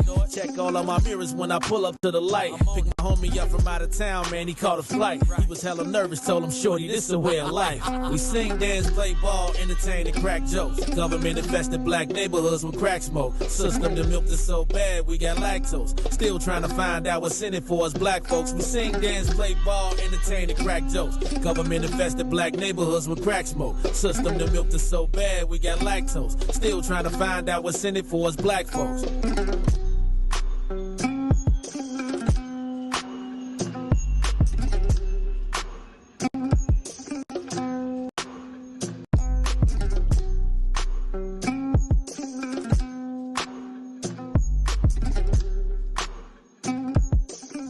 Wake up, Chicago! Wake up, world. This is the Maze Jackson Show. I'm your host, Maze Jackson. Democrats in DuPage, y'all. Shout out to Democrats in DuPage for taking and, cleaning up, and they about to build an operation. But it does mean that the value of Cook County has dropped significantly. Particularly, like we celebrate blue. Mm-hmm. But if you black and blue in Cook County, it's not good for you. But that's okay, because, everybody be participating trophy. And it's like, the thing is, you win, but... Well, I know. Anyway, caller, it's the Maze Jackson Show. What's up? How you feeling, caller? You there? I love being black. I love being black. Uh-oh. Man, Maze, you got to tell us who's doing that, man. That's Brett. I want it for my show. Can I play that? Who this? Huh? Who is this? Ricky Hendon. What's up, Senator? How you feeling, man? It's Ricky Hendon. Oh, you know what you need to hold up. You stop. I want you to. I need. Is there any other calls on the line? Senator Hendon, hang up. I'm about to do another segment, and then when I do this segment, then I want you to call in. Okay, I'm gonna play the piece of this press conference, and then we gonna talk about love and being black and what's going on and all of this. Cause I got to get some answers. I don't believe that I went out of town and y'all opened a black dispensary and didn't tell nobody. So you hold on. You hang up because you cost me about a second. But you call back in about 15 minutes. Cause after I take this next call, I'm gonna play this clip, and then I gotta understand what's going on. So I got questions. Caller, you're on the Maze Jackson Show. This better be Pookie. What's up, caller? What up, Ma? What up, Ma? Blue Fire, hey, man, my son. Hey, man, my son out there visiting them colleges out in your area, so I might have to. What was you at, Elmhurst or North Central? No, I was at Benedictine. Oh, you was at Benedictine. Look, so you're going to have to arrange a tour for him because he checking out Illinois small schools. I don't want to put his list out, but he trying to be out in that area, so I'm going to need you to go ahead and take him out there. But in the meantime, see, let me tell you what. And this is, y'all remember Mike Pookie Brown. He did the Naperville Soul Fest. He's my fraternity brother, always supporting us. But can I tell you what? Mike was one of the very first people, in my estimation, who plowed the black opportunity in the Southland. I mean, not in the Southland, in Will County and in DuPage County when it was Republican. He was actually able to create an entertainment scene out there because he very early on recognized that there was an underserved population. That underserved population, I think, man, I came out to a party you had out in Loud maybe 10 years ago. And that was right after the governor. I think we was doing the bubble vodka. And I was like, dang, I didn't even realize it was this many black folks that had a need out here. And now we look and we see that the whole joint is flipped up. Mike, tell me what's going on, man. Man, what's going on, Maze? It's a good time to be a Democrat in the DuPage County area. And as you know, I've been out here since, 92 after I graduated from Chicago Vocational School. And things have changed, my brother. Just like now, you have the first black person sitting on the DuPage County Board. And I keep hearing you saying DuPage, so I had to call in. And now you're about to have the first black black person run for mayor of Naperville. Could you imagine that, Maze? What? Can you imagine that? When I went to his opening campaign coming out, Maze, when I say you had about 300 people in there that represented Asians, blacks, Latinos, whites, it was amazing, Maze. In Naperville? It was amazing. In Naperville, Maze. See, y'all got, and so this, remember when I was telling y'all I need a new political paradigm, right? Because the world has changed. Like, I mean, you think about this. Just 5 years ago, we was helping push Roger Clare over the top, and you would have never thought that there was ever going, man, bro, it is changed. You have events now in Bolingbrook that we didn't even know. We grew up in Bolingbrook. We like, man, you out here doing this? You ain't gonna get in no trouble for this. and then Maze, just think about how the Soul Fest in 2 years has grown from 6,000 people to 20,000 people in Naperville, downtown Naperville. Could you imagine that, Maze? Maze, you wouldn't have thought this 10 years ago, Maze. Now look at it. Now look at it. And Pook, man, I gotta be honest with you, fam. You are a visionary because you really like I remember when you said he was gonna do a soul fest. Okay, can I tell you I'm ashamed of myself now? Because when you told me you was gonna do a soul fest in Naperville, I was like, this nigga going to jail. I was like, he is gonna have you ain't finna have me out here in jail getting burn up my name, and I can't do nothing. And now it's like the mayor, and now that becomes the vehicle. That becomes one of the vehicles that allows people to become elected. And I bet you that's going to be every Democrat will now be trying to come to the Naperville Soul Festival over the next, as years go by, because that will be the vehicle through which you reach that changing population. Pook, hey man, I can't even front on you, man. Congratulations. And one more thing, May. Thank you, May. And one more thing too, May. Like you said, how you put your name out there, like the Democratic leaders out here, they text me, hey, run for sheriff, run for this, run for that. When I say the Democratic people out here are strong, they're strong because they're placing people in places, you know what I mean? And just going downstate for these last 2 days, when I was downstate at the Capitol, I learned a whole lot, bro. And I'm just like, wow, this is interesting. So, hey, look, like you said, the page is growing, bro. And I don't know what's going to happen with Cook County. But, meanwhile, check it out. And can I tell you what? Thanks, Pookie. I appreciate it. Excuse me. Thank you, Michael Brown. And y'all check out Mike. He is also running for vice president of his local ATU union, so we're going to be supporting him on that too. Appreciate you, Mob. Thank you very much. Anybody else on the line, Reese? All right, let's take these calls because and not Senator Hendon yet, because I got to, Senator Hendon, you got to pay attention because I got to understand what's going on. Carl, you on the Mace Jackson Show. How's it going, Mace? It's Terrell Barnes, what's up, man?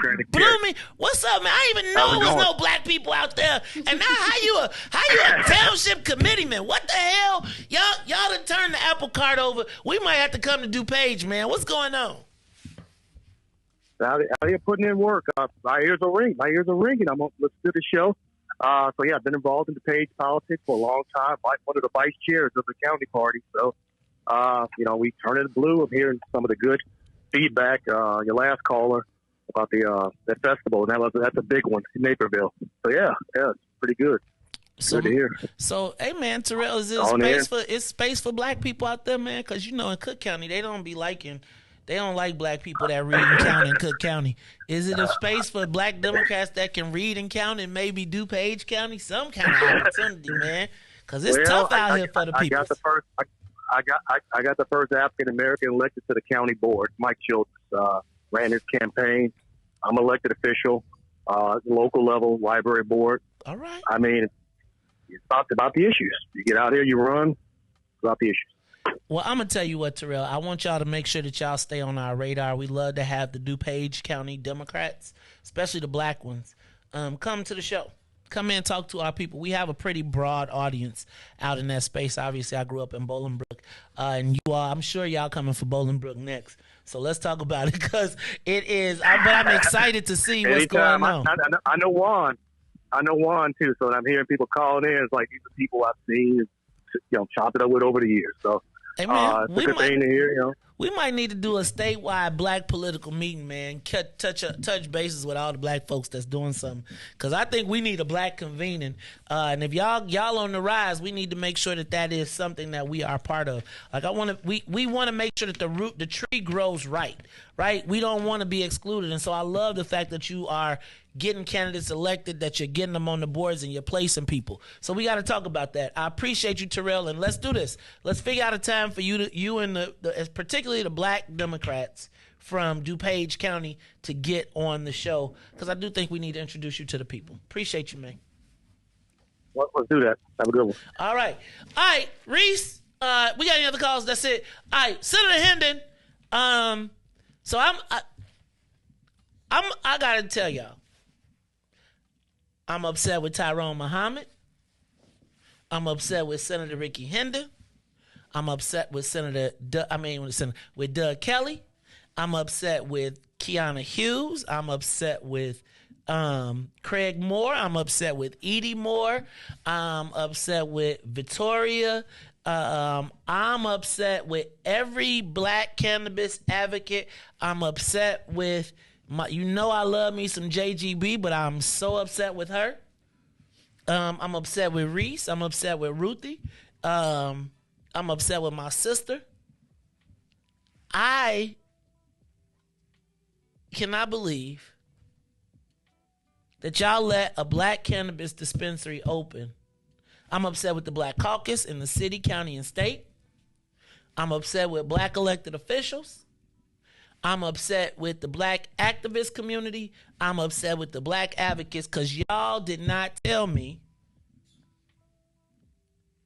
that the cannabis industry had answered the what's in it for the black people question. Riis, do you have my computer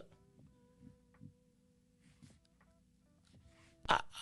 I'm a little offended with all of y'all, because you mean to tell me that history was made. Like, I've been talking all this smack all this time. Y'all didn't bother to text me, call me, tweet me. Y'all would call me about anything else. But y'all did not call me to tell me that we had overcome in cannabis. I'm going to play a clip from yesterday, because y'all really offended me. Here we go. Thank you and welcome to Ivy Hall, Illinois' first operating social equity cannabis dispensary. It is with humility and amazement that after more than a decade in the cannabis industry, I am now opening my very own Chicago location. On behalf of the more than 24 team members we've hired, and my family, and my mom, which is the majority owner of this license. Shout out, Mom. Welcome to Ivy Hall. I'm Nigel Dandridge. It is a bit surreal to be here today, celebrating in my hometown with my family on North Damon Avenue. More than 3 years ago, Ivy Hall was a lofty dream I shared with my dad, who is a Chicago teacher and basketball coach, and some close friends who are also here today. 3 years later, we've created a best-in-class sensory dispensary and launched an Ivy Hall brand that will compete and win in the months and years to come. Ivy Hall isn't going to be a one-off dispensary. We will earn our place in the state's dispensary market with best-in-class locations, excellent customer service, and outstanding curated menus. We are working with other social equity licensees to establish ourselves as a market leader and example in this growth industry. Under the leadership of Governor Pritzker and innumerable other champions of equity and justice in the Illinois General Assembly, some of whom are here today, my family and many others had the opportunity to put together champions of justice and equity. See who's here, right? Make no mistake about it, Illinois is the national leader in the cannabis industry when it comes to issues of social equity, justice, and repairing the harms caused by the failed war on drugs that disproportionately impacted individuals, families, and communities of color. I've been involved in the cannabis industry for over a decade. There are two critical ingredients to success: experience and access to capital. I can tell you from personal experience, no state has done more to support social equity applicants' ability to tap into the experience of those who came before them. It would be misguided to issue licenses to minority-owned entrepreneurs and then witness them repeat the pitfalls or missteps of the cannabis industry 1.0. The state also announced another effort to provide historical capital support. I'm gonna move on just a little bit because 61% black owned. I'm ticked off with y'all for not telling me this is gonna happen. So let's fast forward. We're nearly 3 years from when we were standing there opening all the initial dispensaries in Chicago. And we stand here today to open the first social equity dispensary in Illinois, in Chicago, and possibly in this country. This is 61% black. Y'all mean to tell me y'all let this black damn history happen and then no damn body call me? You.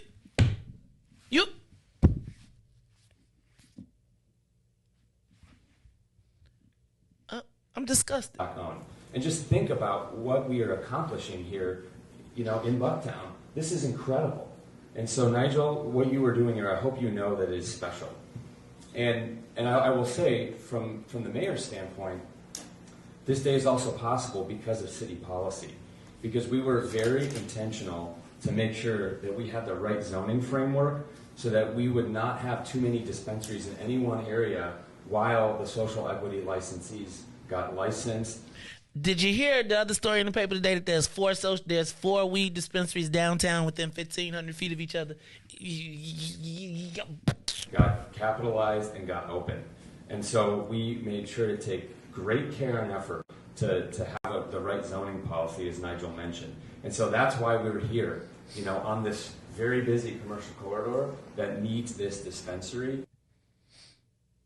I'm going to fast forward because I cannot believe that y'all let black history happen without black people. Y'all is something else. Uh-oh, they taking me down, y'all.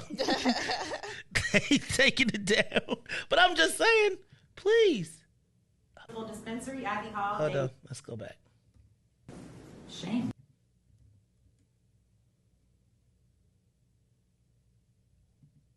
Y'all out here having black history meetings. Oh, the devil is so busy.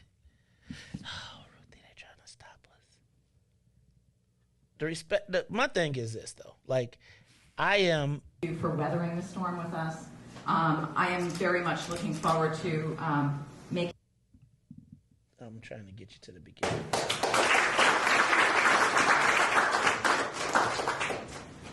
Good morning. I am Kelly Cassidy, State Representative of the 14th District and the lead House sponsor of the Cannabis Tax and Regulation Act. What happened to my girl?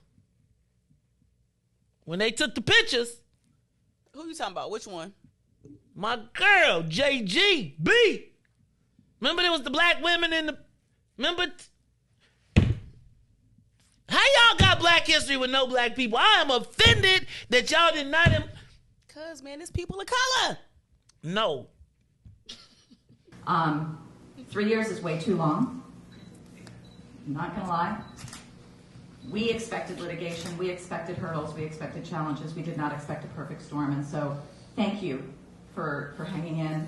Thank you for weathering the storm with us. I am very much looking forward to making a purchase today. I've had one other opportunity in my lifetime to make a purchase from a black-owned dispensary, and that was Wanda James in Denver. So I'm excited to make a purchase today, and I'm even more excited for the moment when this isn't a novel experience. I want this to be the first of hundreds of these experiences. I want us to continue to tweak our law and do the work we need to do to make sure that you could be medical too. You should be able to sell to patients, and I'm going to help that happen. We should be fighting at the federal level to make sure that those corporate tax bills that our cannabis business operators have to labor under go away. You deserve 280E reform. You deserve access to capital. You deserve access to banking. This is as legitimate a business as they come. And it is time for us to move beyond the age of shame. Could you tell that nigga Mays to shut the hell up now, please? This is the beginning of the end of the war on drugs. We have led the country in making sure that folks who have been victimized by the war on drugs get their records clear, can work in this industry. I'm so excited for what the future holds. And so thank you for having me here today. Thank you for sticking it out and opening this beautiful facility.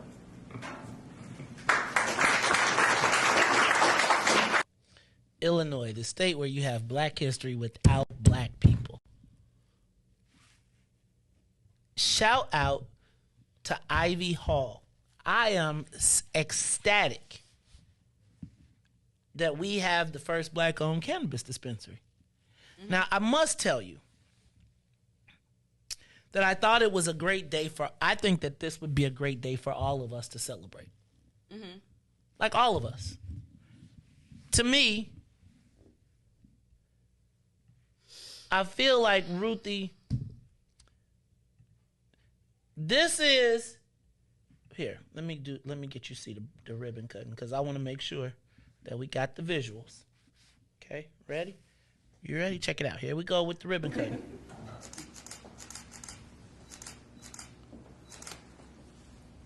One, two, three.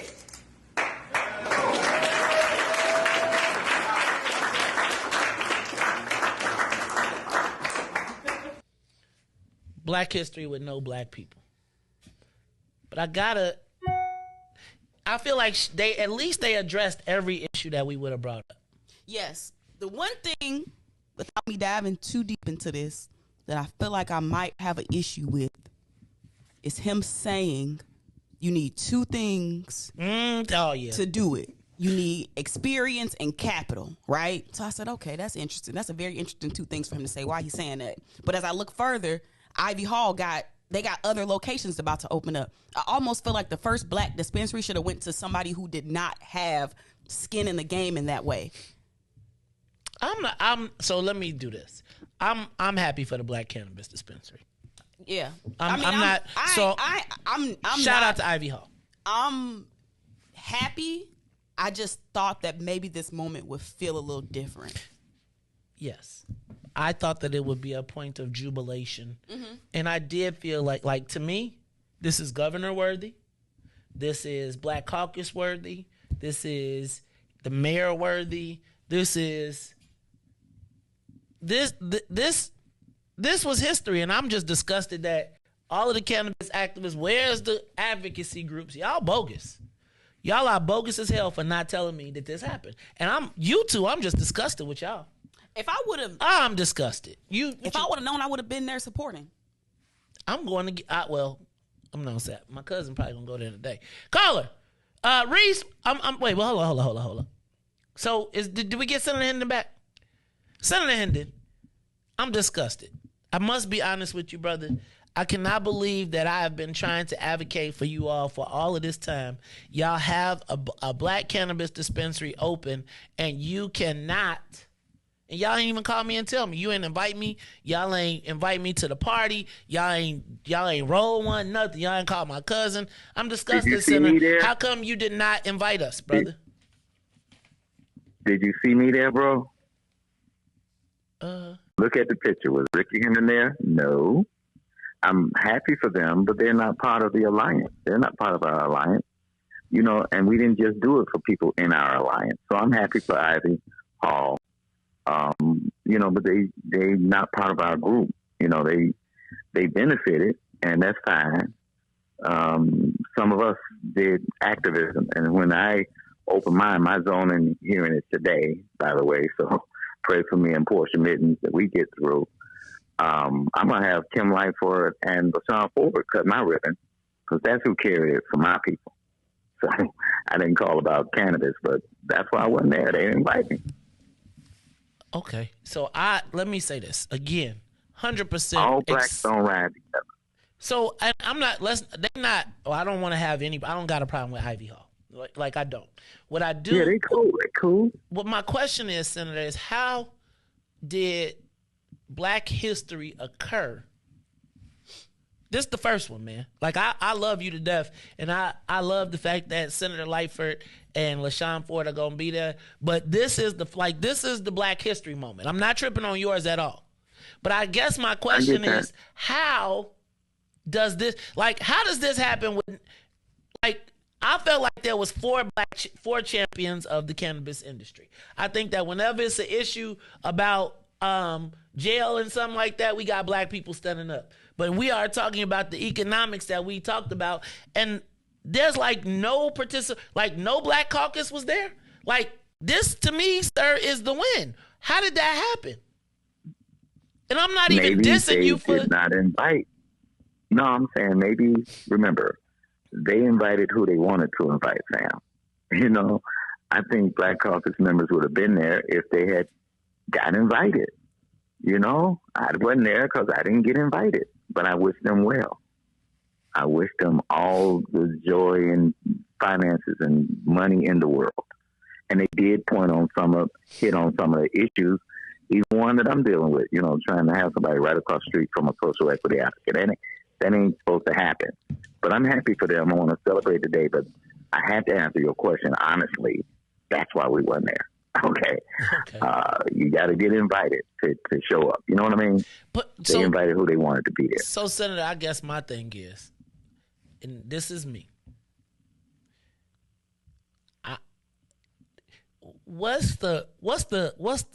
how does the colleague thing work? Like, okay, maybe I don't want to be petty. I don't want to be petty, but I'm saying, like, no, I know what you're saying. When there's a fight, some people shake the tree, and other people eat the apples that fall off the tree. Some people shake the tree, and maybe they'll get an apple if they get down from shaking the tree fast enough. But other people always get the apples or the oranges or whatever. And people like you and me and Ruthie shake the tree. There are people who benefit from the Mays Jackson show who won't buy ads when on the Mays Jackson show. It's the same kind of thing. So we wish them well. I'm just letting you know they weren't part of our, you know, ongoing advocacy group. And that works for some people. They don't want to be with the militants or the activists or the advocates. They just want to do their thing. And they benefited as a result. So I wish them well and all blessings. But that's how it happened, bro. Okay. I was calling about, you know, the mayor's position. I mean, petitions get filed on Monday. No, they don't. Hers is getting filed on next Monday. Because she said she can't file hers yet. Do she got the signatures? Tell me. I know you got the scoop. I know you got the scoop. No, she ain't got them. Oh, many of them do not have a signature. Because black people, and I agree with Ruthie, that we are about to come back up. You know, yeah, we done took some hits, but we about to come back up because many of those black candidates that will be running for mayor will not file on Monday. They don't have them. Black people are refusing to sign for these wannabes. Man, we got 60-something thousand for Willie Wilson, and he shut us down a month ago. You understand what I'm saying? We could have topped 100,000 easy, and we're going to be filing first thing in the morning. There's no hesitancy. Let them go through them 60-something thousand. Trust me, we got plenty to be on the ballot. In some of these aldermen's races, all these people yakety and raising their mouth and talking smack, they ain't even going to file on Monday because black people, the first vote you make is signing for somebody because they have to show that they have a certain amount of support to get on the ballot. You know what I'm saying? 12,500 for mayor, 475 for alderman. Black people ain't signing for these people. Chewy having trouble. Quinn dropped out yesterday. People wouldn't sign for him. You know, so I'm happy. You know, I don't have no personal problem with Lori, but clearly she don't have a signature. When an incumbent mayor didn't file on the first day. I said, Jesus, Lord, have mercy. Look, if y'all spend this, if y'all let them spend this out of, and she paying $9 a pop, I think she might have went up, Ricky. What's she at now? I know she was at $9 a pop. I don't know. I've heard some prices going up and all this and all that. You know, Willie was fair with our people, but it wasn't high at all. You know, he is a frugal. Hey, man, he's a frugal man because he done put in the work. He know people signing his petitions. He just needs you to put it out there. Riis, if you saw Willie Wilson petition, would you sign it? Hell yeah. Would you sign a Willie Wilson petition, Ruthie? Hell yeah. You hear we got the man. We hoping he make it to Senate. So you know we gonna sign the petition. Hey man, I'm just telling you like this. when I heard, yes, we've decided that we want to go for the last, I hope that y'all find somebody to be the last person. So make them wait, make it be a battle to be the last one, and make her be in a lottery to try and get the last spot. Right? So, like, you know how crazy. Somebody got to do that. End up not being the last. She could be next to the last one, or next to the last. That's my point. Jamal Green, just a joke. He ain't got him. Man, leave Jamal alone. Leave Jamal alone, man. Look, you stop messing with him. You messed him with the last movie, man. All I'm saying is welcome back. You and Ruthie, we need you, bro. You know, call your boy. I got something for you. We understand mutual support. You know, and then we got to keep the Maze Jackson show on the air. But our people are not stupid. They're not. We've been beat down, but I'm telling you, they're not signing for the first time for people that they don't like. They're just not doing it, and people are having trouble getting the signatures because of that. We had no problem at all. Matter of fact, I got a whole bunch in yesterday, and I was like, I told you, Negroes, I was done. They like, come on, man, give me my money. Give me my money. Hey, shout out to so I was going to say, thank you, brother. Being black.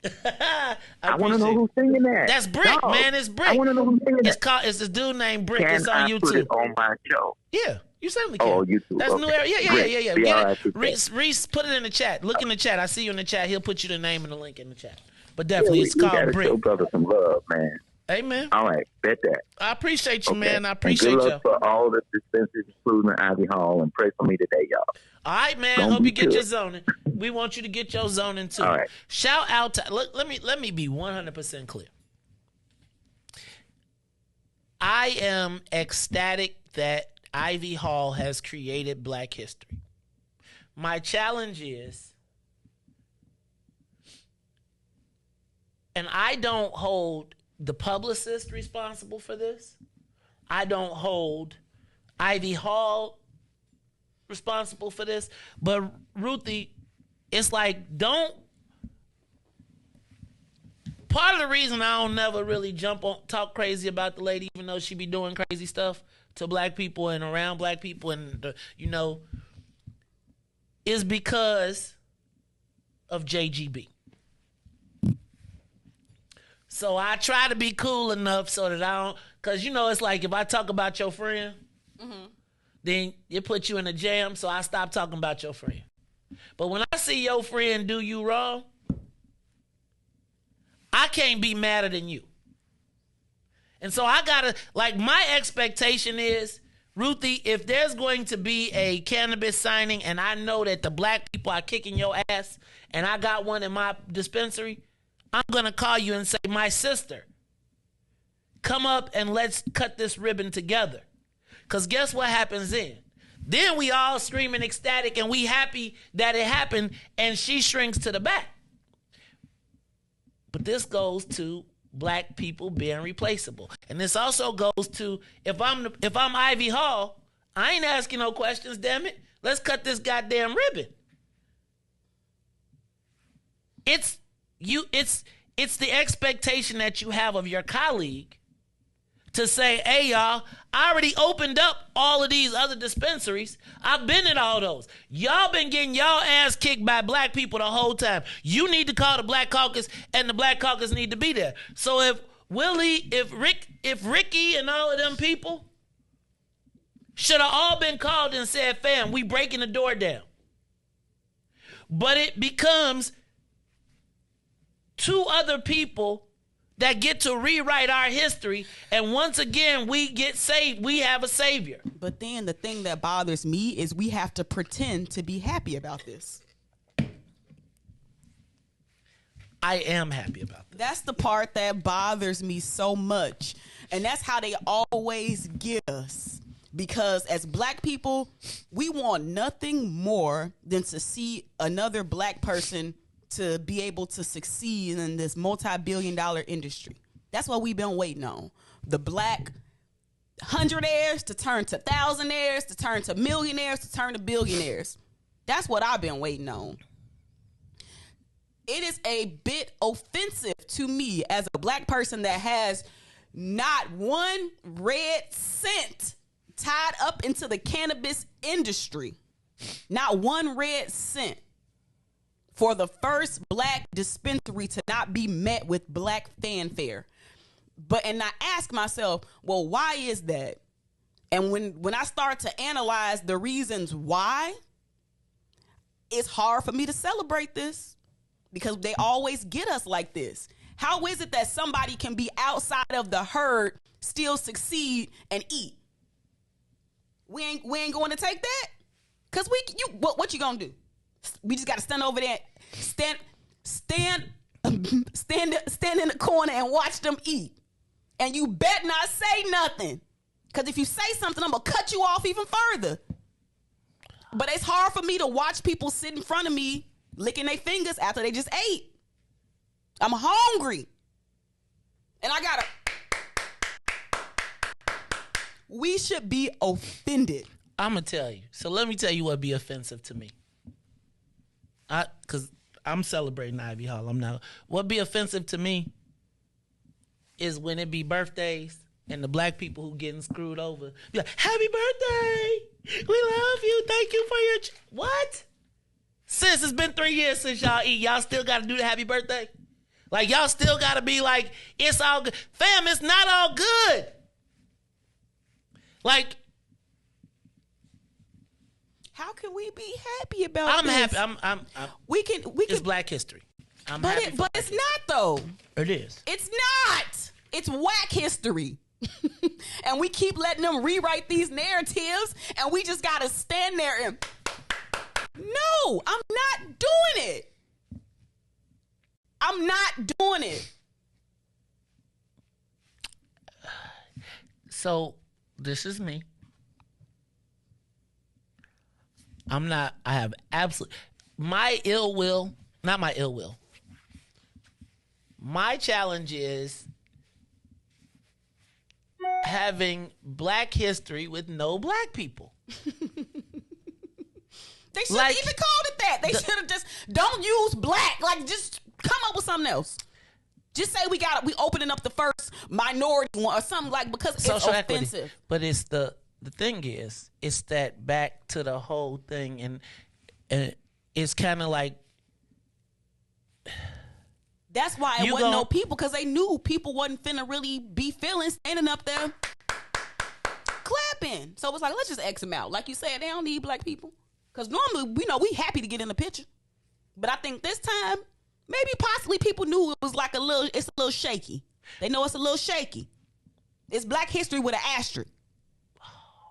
It's more like black, shut up, y'all, now. That part. Like, I feel like the speech was like, what they gonna say on the show? And I sometimes feel... Who got to keep the scissors? That's what I want to know. Oh, Jesus.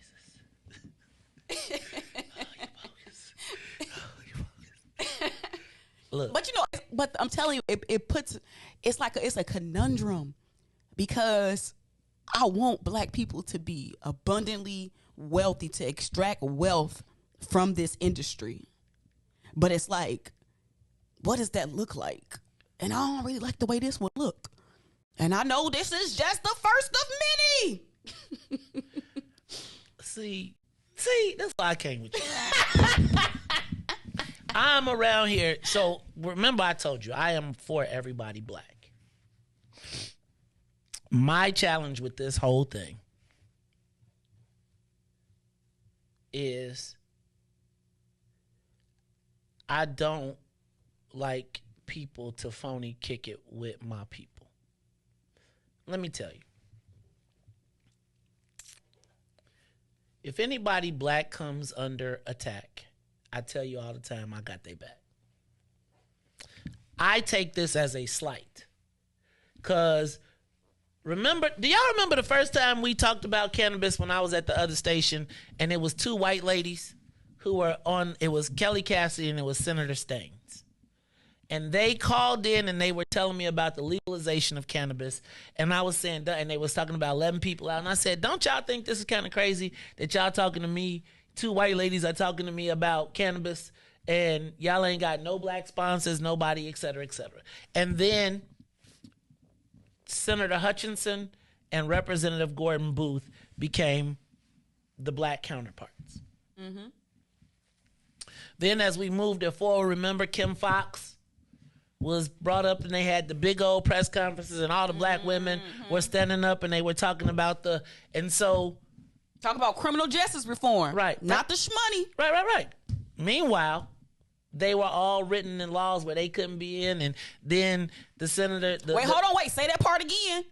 They wrote the laws where they could not participate, and then we saw some kind of way a spouse of the legislator that's standing up in front of this... Hit technicality. Use a technicality to open up a dispensary, or to become the vice president in Florida.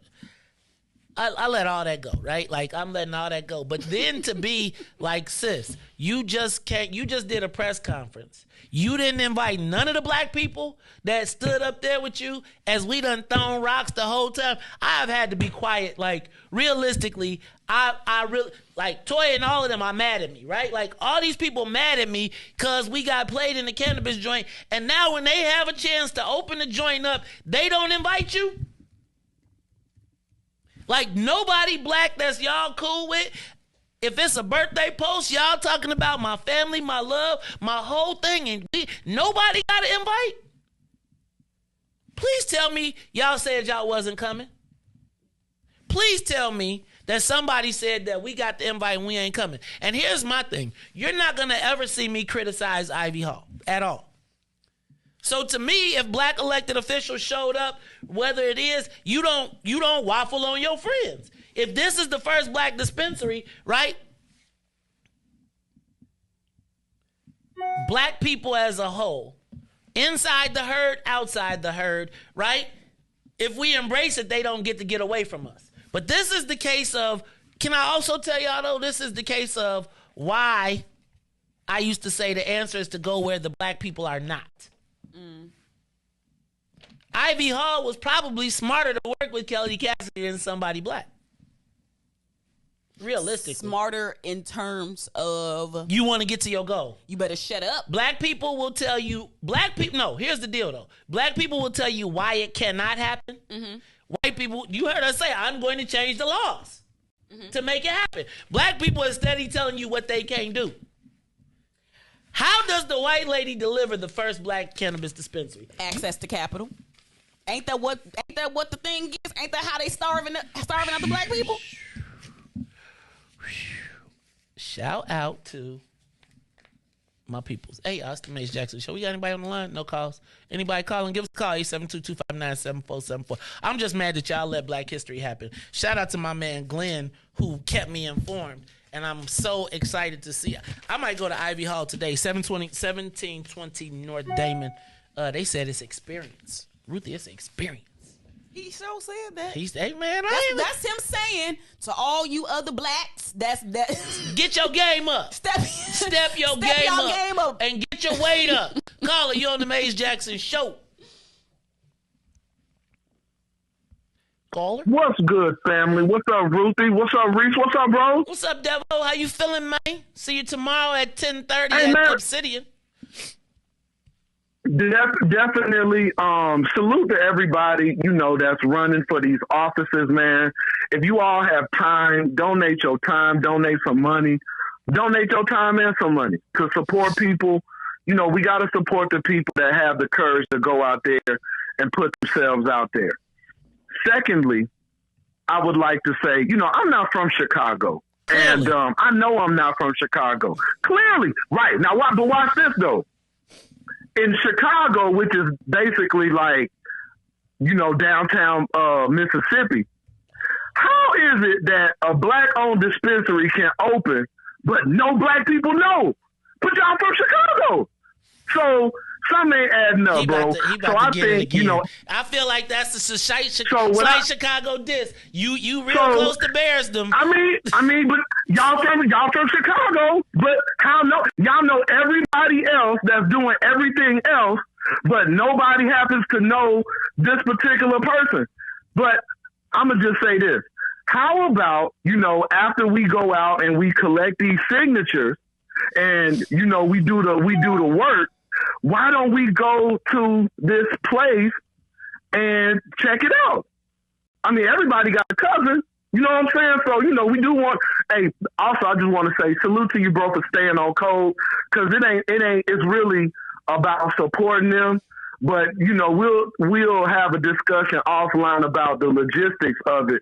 But I think we really should support them, man, just to give it the old college try, man, support your people. And there it is, right? Like, that's the problem. We be freaking divided and we got to whack our own people. It's like, no. The issue here is you should have invited your colleagues to be a part of this press conference, but sometimes I don't need black people to be black.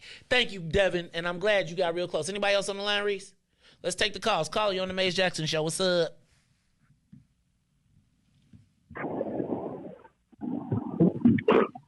Hello? Good morning. Hey, what's going on, man? It's Robert. What up, Robert? I just wanted to say, man, Ruthie, thank you. Thank you. You articulated, I think, what everybody feels. And thank you for putting Mays in a position to really just articulate his real opinion about the situation, because I believe he's been holding back. But just to be all honest, this is another case of, instead of us picking our leaders being chosen for us. That's the problem with this. No shade to him, and you know what I'm saying? Big ups to Ivy Hall, but it's like the activists are the people like we was rooting for, and it's like we want to pick our people, not to always have them picking it for us and them writing our history. We can read and write. We can write our own damn book. Anyway, that's why we got to go to DuPage. They like the black. We got to go to DuPage because that's where they accept Negroes that read and write. But I appreciate you, Robert. Hey, man, you got to keep calling in, man. You've been adding a little spice to life, man. I appreciate you. Anybody else up there, Reese? All right, y'all. Well, Ruthie, you let the valve off. Only because you know how long you've been talking about, years you've been talking about marijuana. And literally, I had resolved. You know how difficult it is to want other people to get money and you ain't getting none? You got to, like, train your brain to be okay with seeing black people eat and you ain't getting nothing. You got to be okay with advocating for other people to eat with nothing that you get in return. And I had made up in my mind, like the caller said, like, I had an idea of who I wanted to see get them millions, who I wanted to see be on their way to making $1 billion and then investing back in our community. That's the vision that I had. I did. We was going to get these black millionaires. We about to reshape business. They are. We about to reshape politics. He is. We don't know him. From DuPage. We don't know him. From DuPage. He just told you. He has no allegiance or loyalty to nobody black. I don't know that. I can't say that. They don't need.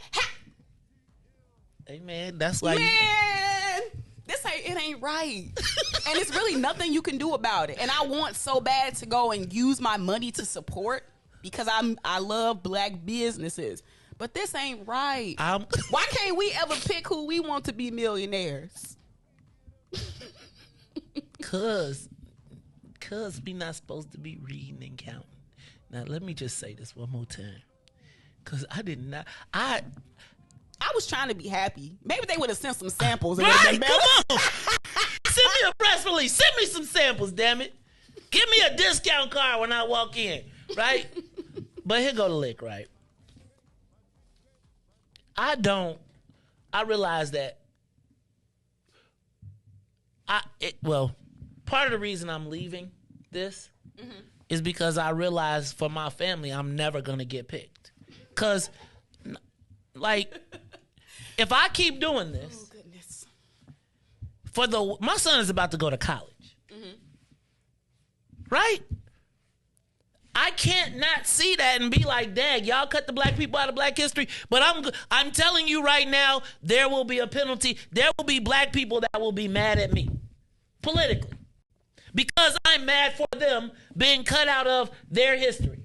Y'all passed the bill that made it possible for the black place, and whether we know or like the person or not, this is politics. Man, Joe, you take the picture. You stand up there, you be like, you claim that victory.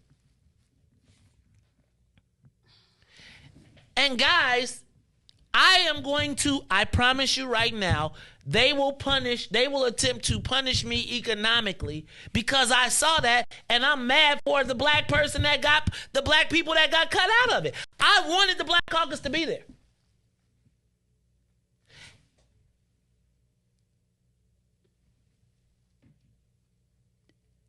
And to know that your advocates, like when I saw that press conference, I was mad for my friend.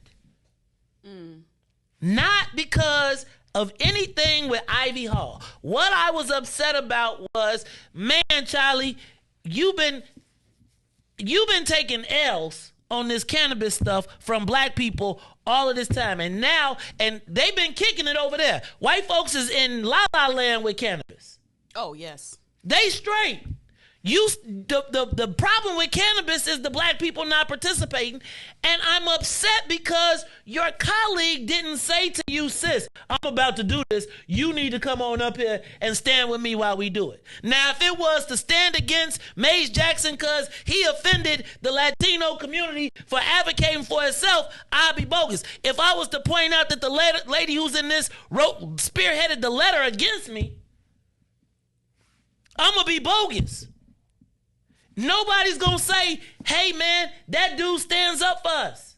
He ain't lying. But I'm going to stand here and I'm going to jump in front of this train because they didn't think to even bring, and maybe she did extend it. But goddamn it, somebody better be a surrogate there. Somebody I know needs to be standing up there. Somebody. And when it's not, and I'm upset for everybody who. You think about Edie and Ricky and Kiana and think about the cycles that we've been through, the ups and downs, and Mays done talked and crazy. But it's all because I want them to have a part. Think about the fact that I'm watching as all these people be writing these letters about me, and I see y'all ass on there. Happy birthday! Oh, it's so great for you. Thank you, thank you, thank you. And they screw you. You mean to tell me out of all the advocacy, nobody from Chicago Normal got Jack? Y'all still? But I'm crazy. I'm the asshole. My pressure is up right now because I care about all of the people involved who will have to be quiet about it. And what happens is it becomes embarrassing when somebody points it out. That part. So instead of checking the person, you say, I become the bad guy. When the reality is she should have called and said, I cannot stand up here with this without the Black Caucus. But let it be to come stand up there and say how great. Let it be some free some niggas. Come, let's do social justice advocacy. Talk to me when it's economics.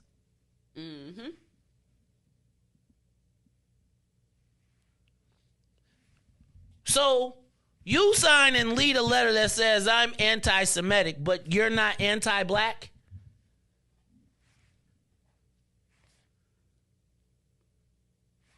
No, seriously. These people don't be your friends. You are often their tool. Remember what I told you about what they gotta have, the whole Sophia King thing? Right, so white women can be, if they decide they want to back out on the mayor, they can still, they can still have a black. I'm not Karen.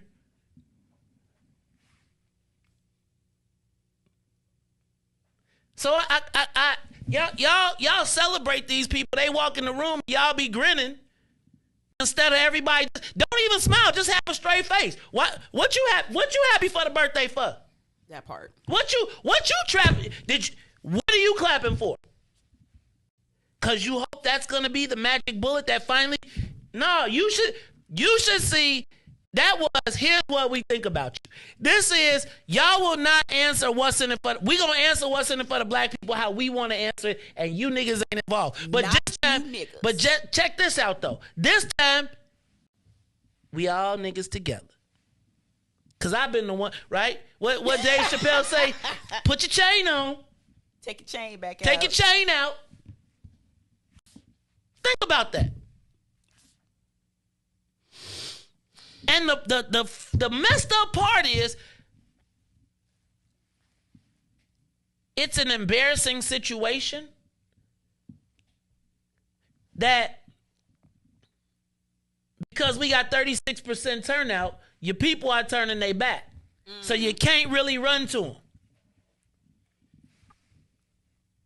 You feel me? Like, you see how this all, so now you don't even get to control what you deliver for the black people.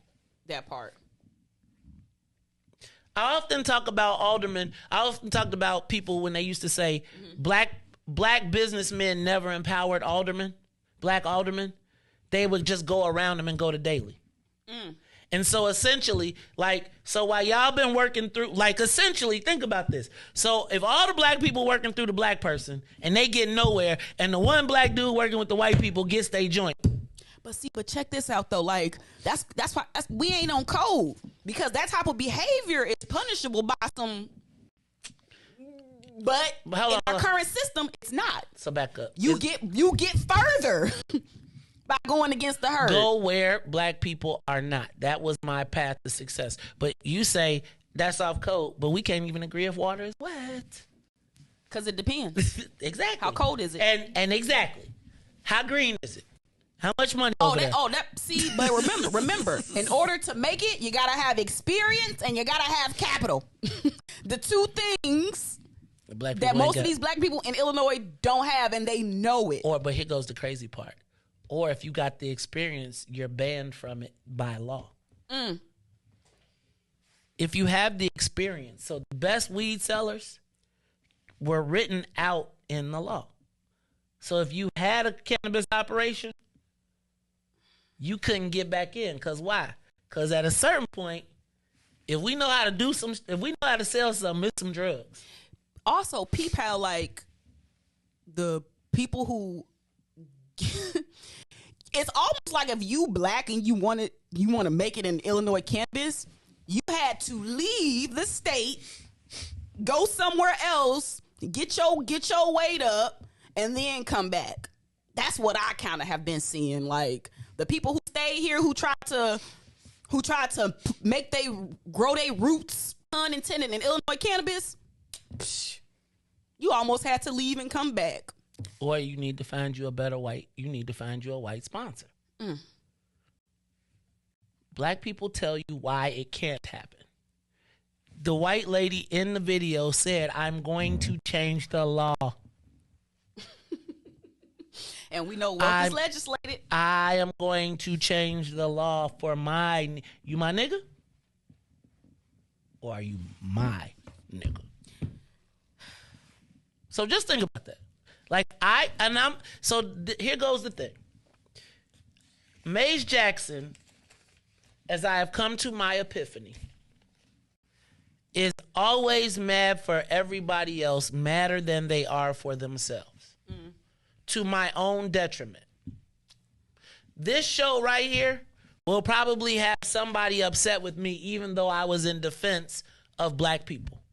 I'm in defense of Ivy Hall. They should get there. And they are essentially, to me, the proof of why you're more successful going where the black people are not. No. If you want to win, you pay attention. What's a win though? If you got dispensary. So if you want to increase capital, if you go where the black, stay away from black people. Because that ain't a win to everybody. Stay away from black people then. I'm saying, Ruthie, the win yesterday for my friend would have been to stand up there and be at that press conference and have the big scissors. 100%. Somebody black. So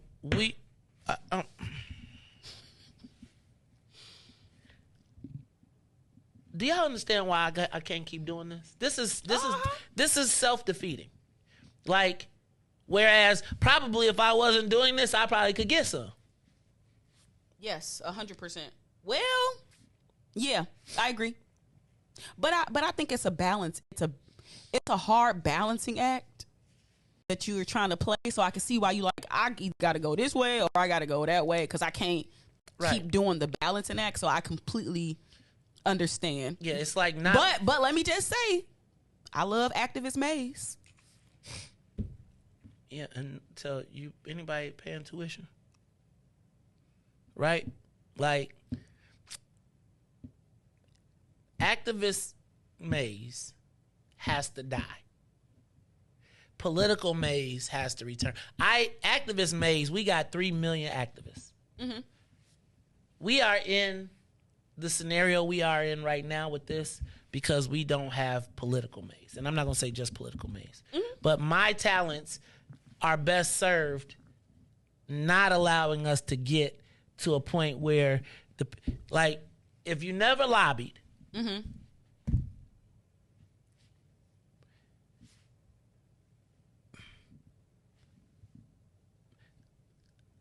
The reason I'm the Maestradamus mm-hmm.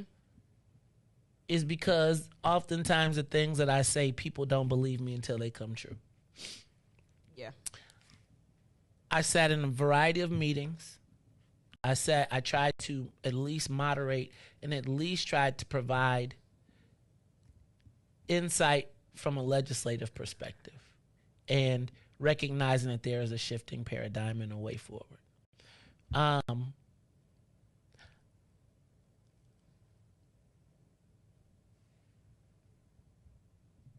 The white people who were involved are straight. Really, the only people out here hollering right now mm-hmm. are black people. The white people figured it out. And we, as a group, have got to recognize that our politics is in a shambles. And if that press conference didn't demonstrate it, then I don't know what else can. Do you understand that the press conference demonstrated we are in a political where in the world would somebody in a time like that not? Don't nobody care about you niggas no more. That was lackluster. That was, let's cross this off the list so they can't keep saying that no more. Because the only thing they really did with that is we can't say zero anymore. Can't say there's none. That's true. They picked. And you know what? One time somebody with a black business said to me, I don't want people to know I'm a black business. I know a lot of people operate that way. Because the second thing, here's the problem with being a black business. The black business problem is most black people in power won't help you, can't help you. Mm-hmm. And then when you make it, then they feel like you owe them. Right? And so what happens is, I'll be struggling, I'll be trying to get stuff done, I'll be out here trying to fight, and then you got to go find a white person because the black people will tell you why. Black people usually tell you why it can't happen. White folks be like, let's change the law. Is it going to make you wealthy? Is it going to help you? Is it going to hurt anybody? Let's get on it. Mm-hmm. And so it's the same reason that wealthy black people hire white lobbyists instead of black ones. It's why they go, because they have better relations. That's why when we talk about our big business organization, mm-hmm. they have better relationships with white lobbyists than black lobbyists. The white lobbyists be like, oh, I'll call the blah, blah, blah, see. Oh, I'll call up the president. Well, meanwhile, as the black person, as the black lobbyist, you struggling in front, because the black people know that my strength is black folks, but the black people can't tell you yes. They can tell you no. I got to be clear. Shout out to Ivy Hall. Shout out to the Illinois General Assembly. Shout out to the governor. Shout out to everybody for the creation of the first black cannabis dispensary.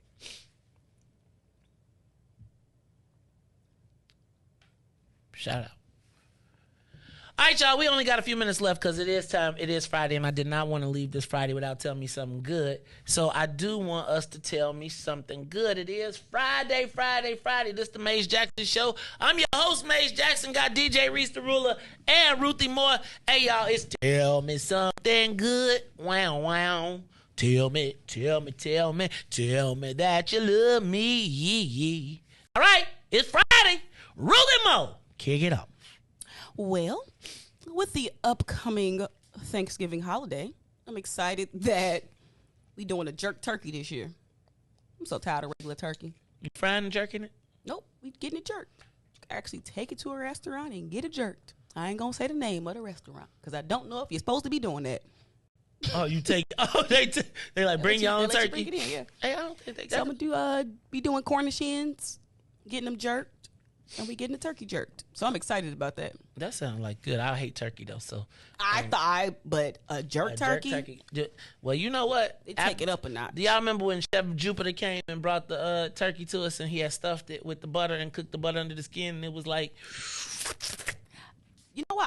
I'm still really impressed with the packaging of those. That was some of the best meal packaging I had seen in a long time. No, that was Aunt Tennille's. That was Cliff. Oh, with the ones that go straight in the oven, you just take it, put it that was straight in the oven. Chef Cliff. That was like genius. It was the COVID plan. That was so genius. Everybody, you know what? So yeah, all right. So you looking forward to Thanksgiving? I wait a minute. Am I too early for it? No, not at all. I'm all good with that. The jerk turkey is what you looking for. Greens, beans, ham, potatoes. I don't want all that. You name it. You don't like that song?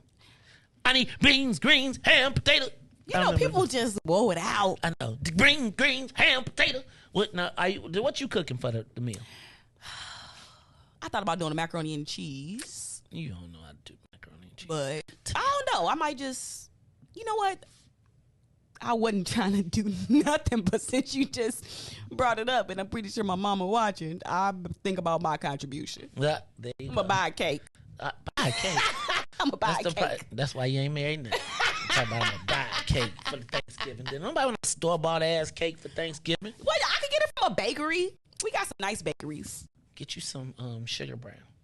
Thought about that, but you better go before the line get long. Because if you wait, that current will be so thick. You'll be like, well, you know what? Yeah, so anyway, it's the Maze Jackson Show. I'm your host, Maze Jackson. Ruthie Moore says she is looking forward to Thanksgiving. DJ Riis the Ruler on the ones and twos. Tell me something good. Wow. You got a restaurant. What did you talk about? Do I got to do you tell me something? Y'all better shake this stuff up. I'm just gonna be at the restaurant. So man, you know it's a blessing for from where me and my brother come from. Like I like them stories. Like I'm telling you, man, we grew up no heat, no gas. You know what I'm saying? Like you better let Yolanda be. Yolanda did good. Oh yeah, for sure. You know, but to see us like from there to there, like I told my brother, I'm proud of him. You know, to see how we've become. So that's my tell me something good to see from like now to then, like my life, our life together. So yeah, I say that. That's and nice. If y'all, like I said again, if y'all out south in the hundreds, 152nd and Cicero, it's on the corner. Can't miss it. Y'all got brisket? No. Negroes don't do brisket. You can't make brisket in the aquarium barbecue. I got that jerk. How you just said it though? I got that jerk tip. We gon' you got jerk tips? I got jerk tips. I'm really starting to feel jerk tips. I got turkey. I got pork. I got slabs. You know, so y'all gotta come. You got rib tips, regular rib tips. I got Riis, you know Riis. Come through. Hey man, all right, I'm gonna tell you, dog. Now don't make me come out and I'm gonna have I'm gonna go live. I'm gonna do a food tasting. We gonna be like, good. What kind of size you got? On what day? So like our regular size is just corn, baked beans, Please tell me you got some fries. No potato salad. Coleslaw. Ooh, I love coleslaw. And you got the little carton things where you get to squish it in. Well, you know what? No, we actually have. You got the plastic ones. No, we don't because we got the little plastic container. No, man, you gotta have the paper ones. No, white. You gotta have eating that. Wait, y'all be eating that paper stuff. Right, you right. Let's right. You be like, it's paper. No, you don't. You squeeze it all in like a tube of toothpaste. Hey, like if a little bit of paper get in that, then oh well, nah. Right, because the cup it stick to the edges of the cup with the paper. You can just go, and then it'll be good. Man, then you gotta sit in the barbecue sauce, so the barbecue sauce got a little grit, like a little. Do y'all put this? This is my last question. Does sauce come on the barbecue? Of course. Or do you gotta? This is a black restaurant. Yeah. What are you talking about? Yeah, this is not smoke. This is not 12-hour smoke. Damn it. Right. This is. Now take it off. Spray the fire. Turn it down. Put it on a rack. We got mild sauce, we got barbecue sauce, we got hot barbecue sauce, we got mixed sauce, and we got buffalo sauce. And do y'all put fries underneath the barbecue, and then what do y'all put what's y'all fry placement? In a separate container, underneath the barbecue, or on top? Well, first of all, it's however you like it. But if we regularly package it, then it's the bread, it's the fries, then it's your meat on top with the sauce. Okay, y'all black. So, yeah. So you do all that, but yeah. But on Sundays we do got peach cobbler, banana pudding, greens, macaroni, yams. So on Sunday is like I'll be down on Sunday. Look at that. I'll be down on Sunday, and we got the game on Too Good TV. So dang, I might. So I was thinking about doing something at Obsidian, but we might come come crash you for a minute. Let's check some junkie out. But hey y'all go check out. Tell me one more time, Bilbo's? Bofields.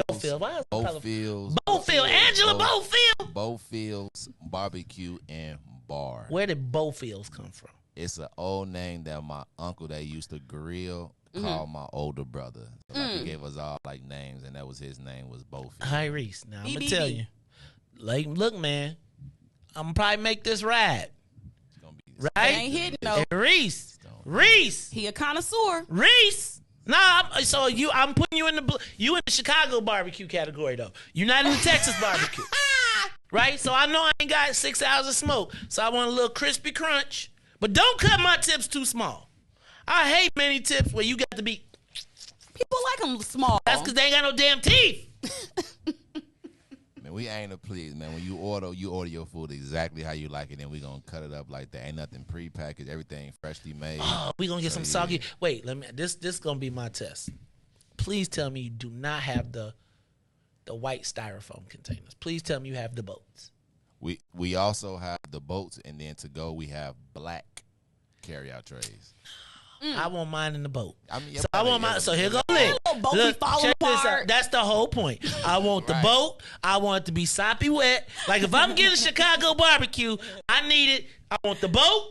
I want my fries. I want to be able to not be able to find my fries under my ribs, under my bread. So by the time I get my bread, it's got the barbecue sauce and it's like dough. And I try to pull it out and I can't.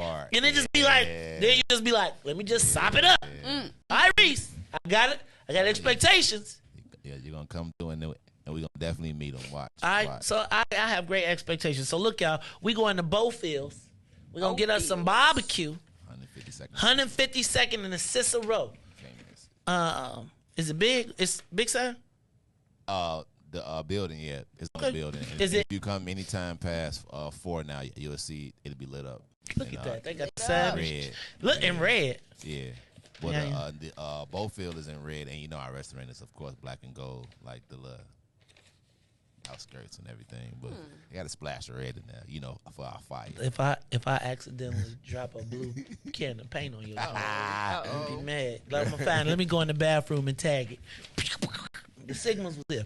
All right, DJ Reis the Ruler, man. Y'all go check him and his brother's new restaurant out, Bofields, 152nd and Cicero.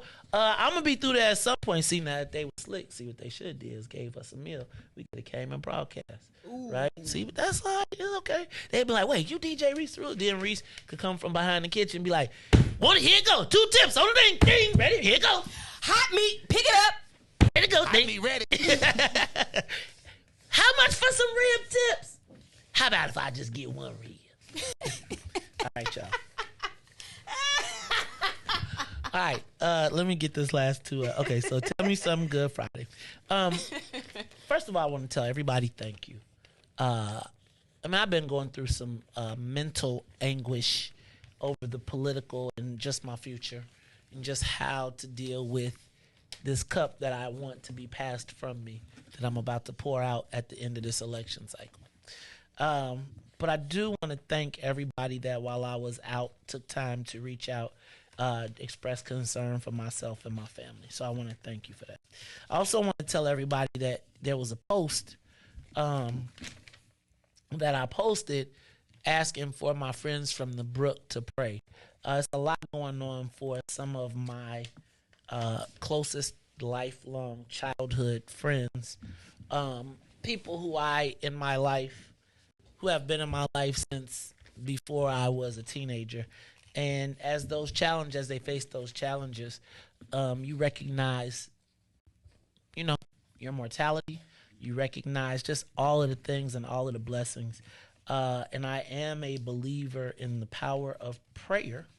So I'm going to ask, without giving up any real, I know some of y'all be nosy, but I would ask that you continue to lift myself and those that we care about up in prayer every weekend. Thank you for everybody that has reached out. We are going to be hiring for Obsidian.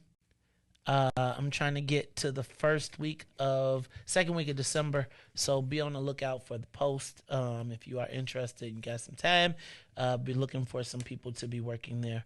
I'll be taking some more time off next week for the holidays. I'll be here Monday, Tuesday, Wednesday. We'll be off for the rest of the week. There will be no Thursday show, and we'll be out from Thursday until Tuesday. Tell me something good. I'm excited to be traveling with my family as well. We'll be having us a mini family reunion. So I'll be excited about that. Also, son made the basketball team. I think I said that, we transferred, so he made the basketball team. So first game next week. Excited for his growth and development. And then, y'all, we are in the midst of the college search. And so it's been really an interesting process to see my son and his decision-making process and just the things that you want for your kids and the things they want for themselves and matching them up. But it is awesome experience to see him come into his own as a young man. It's kind of crazy that in August, he'll be 18, and I just like the time. Like I was just with my granddaughter, and I realized I was picking her up from school, and I was feeling like, damn, I feel like I was just picking up my daughter from school.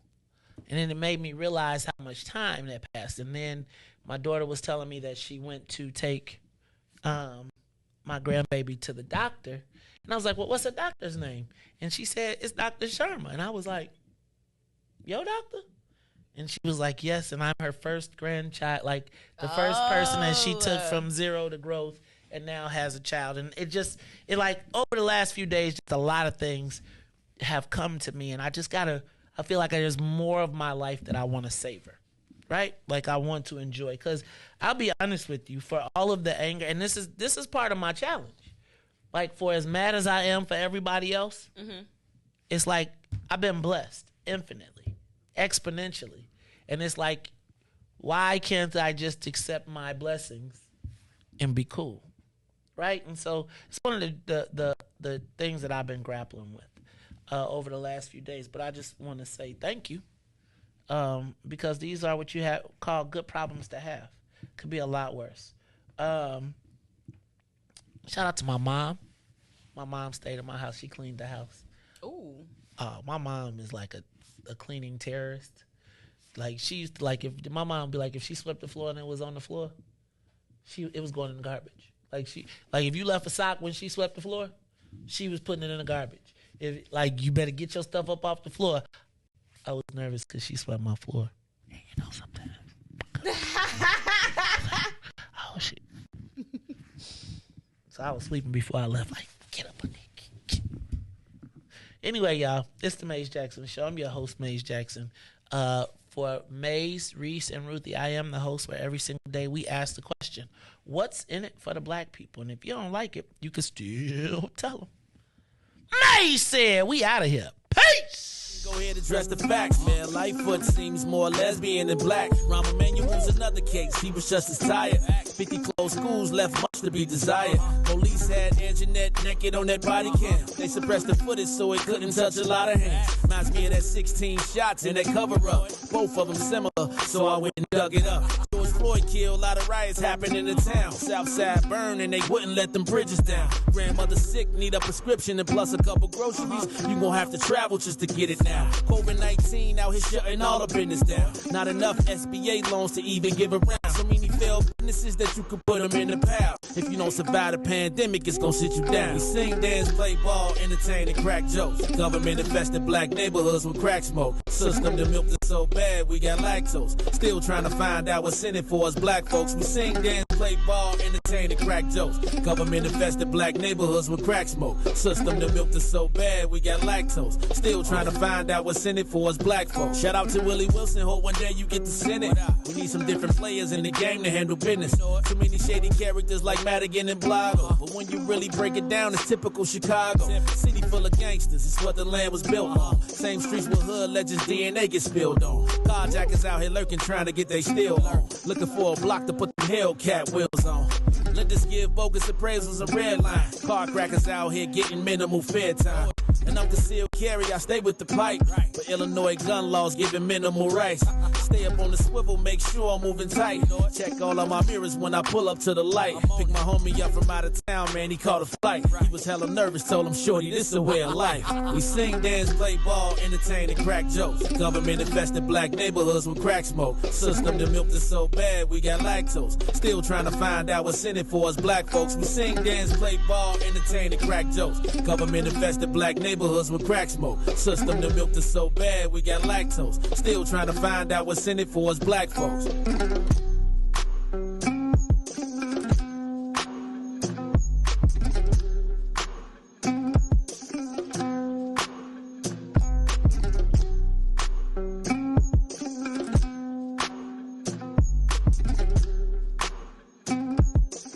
The Maze Jackson Show will be back after this break.